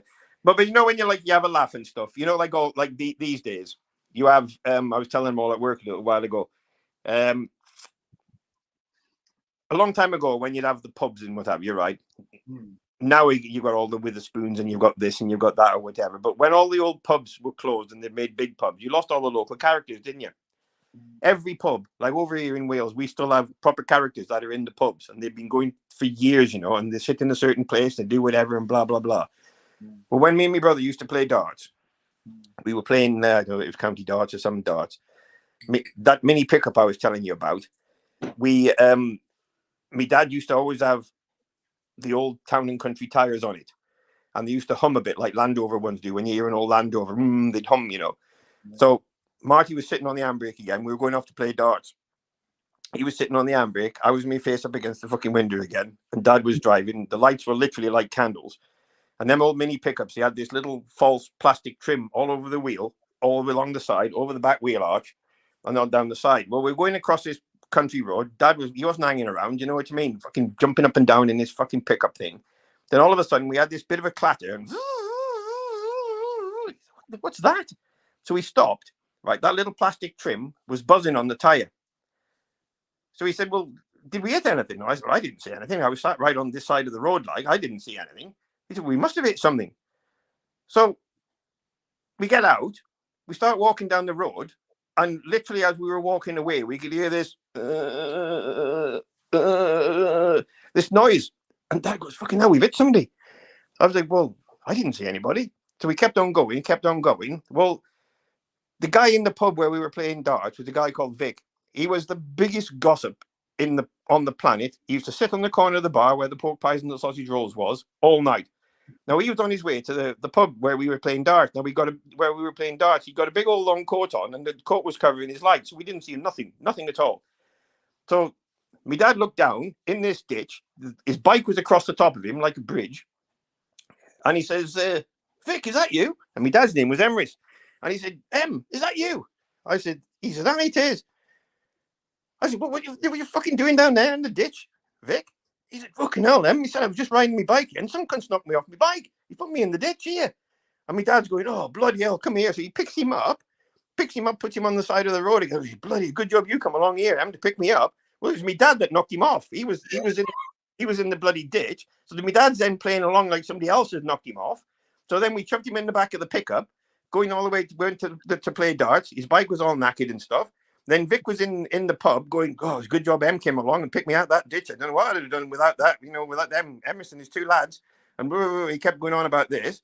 So then anyway, 2 days later, I go home. Marty got his bike out. I thought we're going to have his bike. And then my bike was missing. I'm thinking, fuck, somebody's nicked my bike. So then when Dad come home, I said, somebody's nicked my bike, Dad. He said, no, I've given it Vic. So my dad had knocked him off the bike. He come out of it a bloody hero, and he'd give him my bike as a replacement. And I ain't got a bike again. I was like, fuck, I couldn't believe it. At the time you got it, like. And then, but anyway, it all worked out in the end. So I did have another bike in the end. But like funny things when funny things just naturally happen. Oh man, it was funny. And my dad was a hero for months over that, and he was the one that knocked him off. He got praised for picking him up. Josh Tyrrell has just put, we always put in Tesco bags on the workbench in work. Yeah, he does. That and pink rags. I hate pink. Men shouldn't be with pink. Lee, I don't get. I need another drink, mate. Hang on. I have to send him a Tesco's t-shirt. I don't like pink. I ain't the kind of guy that wears pink. I won't have pink. I don't like pink. I think that's for something else. It's fashionable now, Graham. Hey? It's fashionable now. Well, it might be fashionable. It might be, but I don't use that word with me as well, ever in the same sentence, either. No. I can imagine what you'd say. Well, mate, I used to get whacked. If I went home and I got rips in my jeans, my mum would give me around the kitchen. I don't know how much money on them jeans. You've ripped them. If I'd have kept them, they'd be worth a fortune now. Yeah. You know what I mean? Fortune. Wow. Now, I don't like pink. Now, we have bags of rags at work, compressed bags of rags, and we pull them out. Now, every time there's a pink one, it mysteriously ends up on my bench. And that's Josh. Young It's Josh. either pink, something to do with Tesco's or pink is a no-go. Yeah. The buggers, man. They of course, they all know the Tesco's story, like. But everybody, because I'll when somebody comes in, like say one of the other techs from somewhere else comes in the kitchen or whatever, and they say, I've been to Tesco's or whatever, and then one of them's going, don't mention Tesco's. Why? Just don't mention. I'll tell you why. And then I tell them the story, and they all go, oh, bro. Oh. Everybody gets forget this about Tesco. You're never going to forget. Everybody gets it, man. Everybody. I'm never going to forget that one. Oh. I'll ask you a couple more before I go. Who excites you now when you watch the Speedway now, Graham? If you're watching the GP or league racing on the TV, who excites you, gets you off your seat now? Who do you like to watch?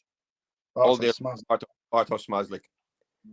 There's some terrific riders out there, don't get me wrong, and I don't mean to sound like I don't think they're all good, but Bartosz has got something a little special. I could watch him all day. He makes speed. He bounces off the fence if he has to do, and he knows exactly what he's doing when he's doing it. And you have the same buzz watching him like you had with Darcy, for example. And I know Darcy's in the chair now, but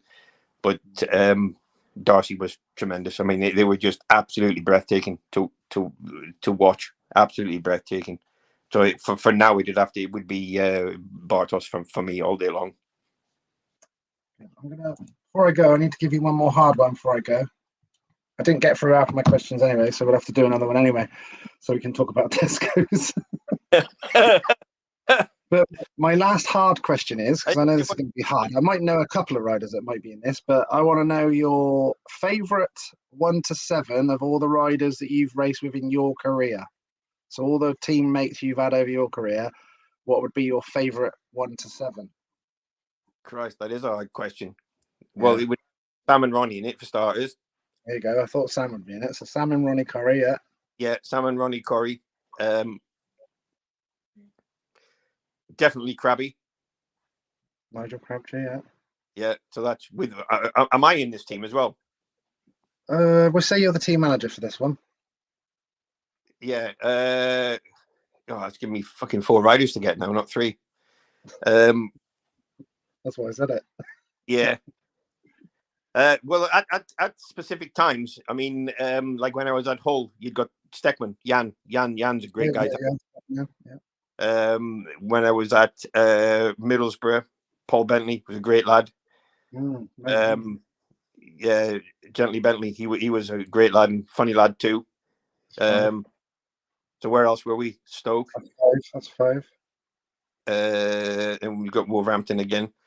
I guess there's some of the riders did like good jobs, and they went under the radar quite a bit. Even people like when we were doing a lot of winning at Wolverhampton, people like Scott Norman. You know, if you won a race, you look behind. Scott would very often be third, at least third. Well, if you won and he was third, then you got a 4-2. Now, if he had 4 thirds, you only got 4 points, but the team's got 4 2s. You know, so I mean, people like Wayne Carter, he was a great lad to have in the team. Duke here, Sam's brother, he was a great lad to have in the team. So I mean, it'd be difficult really to name the rest of them. I can't even bloody remember. I mean, at Hull, you know, it was Big Al. He would have been great. I'd love to have rode with Big Al. He was a great lad too. We got to be up there now, aren't we? 7, 6. That is with Big Al. Is it? Oh, cheers then. These are not sausages. These are my fingers. Well, I'm just glad we're on video here. When you said I've got another hard one for you, I was like, fucking hell, it was a good job.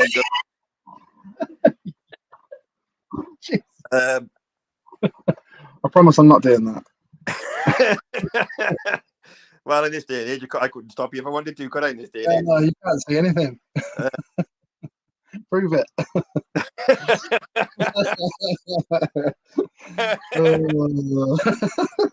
Oh, mate, I can't remember now. Bloody teams are. Where did I ride with Glasgow too?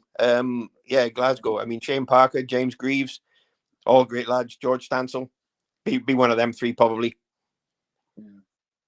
Yeah, I'll let you M3. They're all great lads. I mean, a lot of the time in Speedway in particular, I mean, if you turn your head coming out of a corner looking for your teammate and your teammate's there or thereabouts and you ride a race home, you're riding a bike where you sometimes don't really want to ride it, but you're riding your teammate home. And you get I got a lot of satisfaction out of that. And if they rode me home too, you know, I get a lot of satisfaction out of that because nowadays most people are just head down, arse up, and the team riding is gone. You know, there are some team riders, don't get me wrong, but there's not many these days. I mean, I watched always the team stuff as well, Graham. Did you prefer the team stuff than the individual? Well, the individuals were easy because you hadn't got to worry about a teammate, had you? And so the individuals were kind of easier, but they were tougher too because you hadn't got a teammate sometimes to help you in the first turn. If you've got like a plan, like if I'm on gate 4 and your teammate's on gate 2 and you say to him, look, whatever you do, like the guy on gate 1's trapping really good, just jump on him on the start, whatever, and put him on the grass. You know, if he doesn't, then he's going to go straight to the fence. You know what I mean? So if he can jump on him and put him on the grass, then your run around the outside's a lot easier, isn't it? Then you can go down the back straight and slow down a bit. You know, you haven't got to leave it. But nowadays, I mean, I watched one of the races from Ipswich the other night. I think I don't know who was in the front and who was second, but it was not one of them looked once. You know, and it was a big race at the end as well. You know, I'd have thought at least they'd have looked a little bit and tried to do something, make it look like a team. But one was half a straight in the front, and the other was half straight. And the third guy was really strung out fair. They still didn't look. They could have really that looked good for the team, you know. But that's one thing Pete Adams did used to stress a lot on. You know, there was no I in team type of thing. But apparently there is a me. But, you know. By the way, when because I do go to Tesco's, by the way.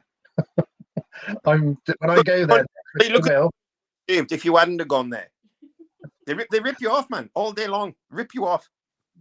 I can't wait till I actually go back now because I'm 100% taking a picture of myself in Tesco's and I'm gonna have to send it to you. Oh man, you will let me down if you do that. I'm on this bandwagon now. You will let me down. The bandwagon is real. The problem was with Tesco's, right?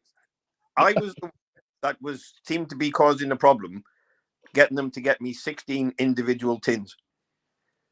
When all along they were the one that was causing the problem because they were ripping me off for 16 tins all covered in plastic. Now, in my mind, that should have been cheaper. Like, so I wasn't wrong. I don't care what they say, and I'll go to court and prove it.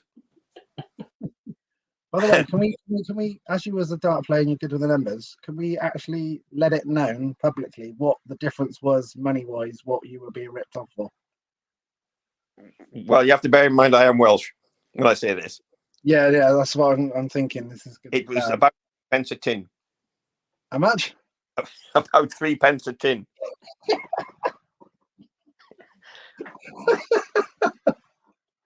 Oh, you're absolute classic, you are.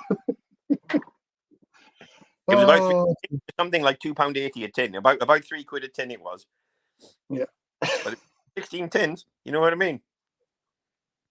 Got to look after the pounds and all that. Well, I was looking at it thinking, I'm going to save that much money. It's like buying 16 tins, getting one free. You know what I mean? Oh, I've raced so many Welsh. Always grew up racing all the Welsh kids in Motocross, and they were all mental. Now I knew why. Good riders, no? Good riders, by the way. Bloody good riders. We've always had I guess we've always had like a pretty good. I've always had a pretty good sense of humor, really. But I'm a little bit of a what you call it. I must admit, you don't want to push the wrong buttons too much because the wrong meal will come out then. But but I think that's the same for a lot of people, really. But no, at the end of it all, I mean, I have got a pretty fucking hell. When you look like I do, you got to have a sense of humor, don't you? Really. Oh, legendary! I appreciate your time, Mr. Jones. Thank you very much. My missus calls me Victor Meldrew. I'm a real life living Victor Meldrew. Oh, yeah. You know what I mean? Yeah. Tell her thanks as well for helping out tonight. I know the laptop didn't go well for us, but thanks for trying to get involved Also to your stepdaughter, Charlotte, as well. Thanks. She was on the phone, wasn't she, trying to give the young perspective of the tech. I was looking at this. I could see you, right? And I could see where I was supposed to be, but it was black. Yeah, exactly. I'm thinking, do you know what? If they don't sort this out, I'm fucked. I can't do nothing. Yeah, we would have just gone with the talk. You know what I I'm mean? glad we saw it anyway. That when you said I got another hard one for you, if it would have been dark then, I might have just hung up.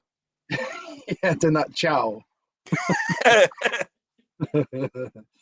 appreciate your time, Graham. Thank you very much. I appreciate it, buddy. Much love for you. Cheers, mate. No worries, man. Cheers. Thank you very much. We'll have to do it again. Don't forget, because we can talk. We can put Tesco's to right again as well. Yeah. Well, I just say I don't bear grudges. I don't bear grudges at all. No, clearly not. No. I do as well, by the way. So. Oh, man, thanks, Graham. All the best. Right. Thank you. Thanks, mate. Appreciate it. What a great time that was. Cheers, mate. What a ledge. Brilliant. What a time that was. Oh, I'm never going to forget that about Tesco's. And then I thought to myself, do I tell him I go to Tesco's? Got it in there in the end. But I'm going to have to go in Tesco. When I go in Tesco's next time, it'll be one of them. Because I know you don't like the new tech as well. So it'll obviously selfie in the old Tesco's. Hi, Graham. How are you, bud? Guess where I am? Brilliant. Thank you very much, everyone, coming on. We got it sorted in the end. We got on the phone. So there's a will, there's a way and all that. So thanks for that man and his wife as well, helping him sort all that out. We had a good laugh, didn't we? I've never seen a black screen before come up on there as well. So that was the first either. I was literally just looking at it doing that. I didn't even know he could see. Oh. Hello, Mr. Luxton. The Cobra is on. Didn't realise the Cobra was here as well. Beautiful. Hope you're good, buddy. He's got one of the best collections I've seen. Whew, I could live in that the garage of his. I would love to live in that garage. Oh, brilliant. Crazy as a bag of frogs there. Yeah, absolute classic. Like I said, I hung out with a lot of Welsh lads at the Motocross and all that, and still see some of them now, and they're all nuts. That confirms it. Absolutely brilliant, but great laugh. Just like the Cobra just said, bloody good laugh that was as well. And he gave us some cool insights onto stuff as well, which learned a few things as well on all these as well, which is good. But yeah, I'm going to go and get some late tea. But I really enjoyed that. That's classic. You always know when they're good ones because the time flies, which is cool. So I'm going to leave you with the quote that I always give you guys before I go off the old man. There he is. The old Ashby Levers. Beautiful. My dad said, he always used to quote to me, it's nice to be important, but it's important to be nice. And I have got a t-shirt of that somewhere, which I have to say, I was going to say to everyone as well before I go as well, I'm actually getting some merch done at last. Everyone's been asking me about t-shirts like this and hoodies and caps. Obviously it's not on this one, but I'm getting these sort of caps. So I'm doing some caps, hoodies and t-shirts that people have been asking me. So hopefully people will be interested in that. Been 2 or 3 years in the making. So hopefully we're going to have some for the reunion so people can come and get some. Off my lovely wife, Lainey Lou, and my mum and my aunt is going to be down there as well doing that. Plus, they're going to have the competition thing going as well for the World Supercross Villa Park. It's on the Saturday, the 1st of July, I believe it is. So they're going to be doing the tickets for them as well while they're down there. So you can see them guys down there. Really looking forward to the union. Meeting up with my buddy as well. Andy Graham's going to be down there riding again. He's going to be coming to the reunion as well from the Speedway. And I think Bradley Wilson-Dean is actually racing as well. You know, the multi-New Zealand champion. He's been sort of kept out of the British Speedway this year with his average and stuff like that in the championship and everything. So he's going to come and race as well. So that'll be interesting. Top man steady. Don't forget, we've got a sort date. Bit of bromance online and all that. We don't quote them, do we, Phil? Thanks, Karen. Thanks for coming on. Like I said, spread the word. Motocross and Speedway Memories. I'm on the YouTube channel. All these interviews are recorded. I always put the link out the next day for people that have been busy or couldn't watch it all. You can always watch it back in your own time, which is beautiful to be able to do. So they're all saved on my YouTube channel there. Look, just see Mr. Jones look at the top there. That was tonight. Look live, and then there's me YouTube channel. Look, they're all saved on there. There's absolutely loads on there. Been doing them now for 2 or 3 years. They sort of went from Q&As written on Facebook and stuff to then like Skype videos to then live videos. So there's literally hundreds on there now that you can check out. If you could subscribe, that'd be cool. It's free to do that. So yeah, do that. And like I said, join my group on Facebook, Motocross and Speedway Memories. Thanks to everyone that's already in there now. I think we've got over 11,000 in there now, so that's really cool. Plus I've got a page as well. So if you can get involved with that as well, any of you Speedway Motocross fans, there's my group. Look. Motocross Speedway Memories, get into that group, and then in that group you can also invite family and friends that like Speedway and Motocross, so that'd be cool if you did that as well. Just approved a couple more into the group because I can't get it off private. But yeah, I got a page as well. Just going to show you that as well. That's the page one because I had to start a new one for some reason. Facebook thought it'd be cool to delete it, so I had to start a new page one, which is there. Look, and someone did that cartoon character thing of me on there. It's weirdly too like me, doesn't it? There's the page as well. Look. So yeah, and I'm on Instagram, Twitter, and all the other things that Mr. Graham Jones hates. I'm all on them because I'm down with the kids. So I'll speak to you all soon. Yeah, looking forward to this weekend. Tomorrow night I've got British motocross legend Mr. Stephen Sword tomorrow night at 8 p.m. UK time. And then I will leave it for a week or two because I've got obviously my Motocross and Speedway Memories Reunion 3 at the end of this month, 29th and 30th of April. And that's down in Devon, Newton Abbot, Whiteway Barton track. And we've got getting towards the old 300 riders mark, and we've got 30 odd legends of British motocross legends. So it's super cool to have. And like I said, I mentioned Andy Graham's coming down to ride again as well. So it'd be cool to see them. And Bradley Wilson Dean's racing as well. So come on down there. It's actually free entry for this reunion and free camping and stuff. And you can camp there from Friday night, Saturday night, and even Sunday night if you wish, because it's a bank holiday weekend as well. So hopefully we're obviously all going to be like Met Office experts in the next week or two, keeping an eye on the weather, doing all that. And another cool one, I'm actually making my debut this Sunday at the Revo British Motocross Championship on the commentary. So wish me luck for that. So I'm looking forward to that. Slightly nervous, but I know once I get on there I'll be all right. So looking forward to that as well. And like I said, if any of you Speedway fans are down Oxford, come and say hello. We're going down there Wednesday night to watch the Oxford Challenge match with bringing Swindon back for a night. And obviously being a Swindon boy through and through, so I'm going down there as well. I know I'm already seeing Barney Kennett down there and a few of the guys. So yeah, if you're at Oxford and you see me, come and say hello. Get a selfie before Barney gets one. Something like that. So yeah, I'm going to be down there Wednesday. Looking forward to it because I've not been to Speedway since the reopening of Oxford last year, which is over a year ago after my second reunion. So yeah, looking forward to it. We was annoyed when the first one got postponed. It was a bummer because we were looking forward to that, me and Lainey Lou, and I think my mum's coming down as well. So yeah, come and say hello if you see us.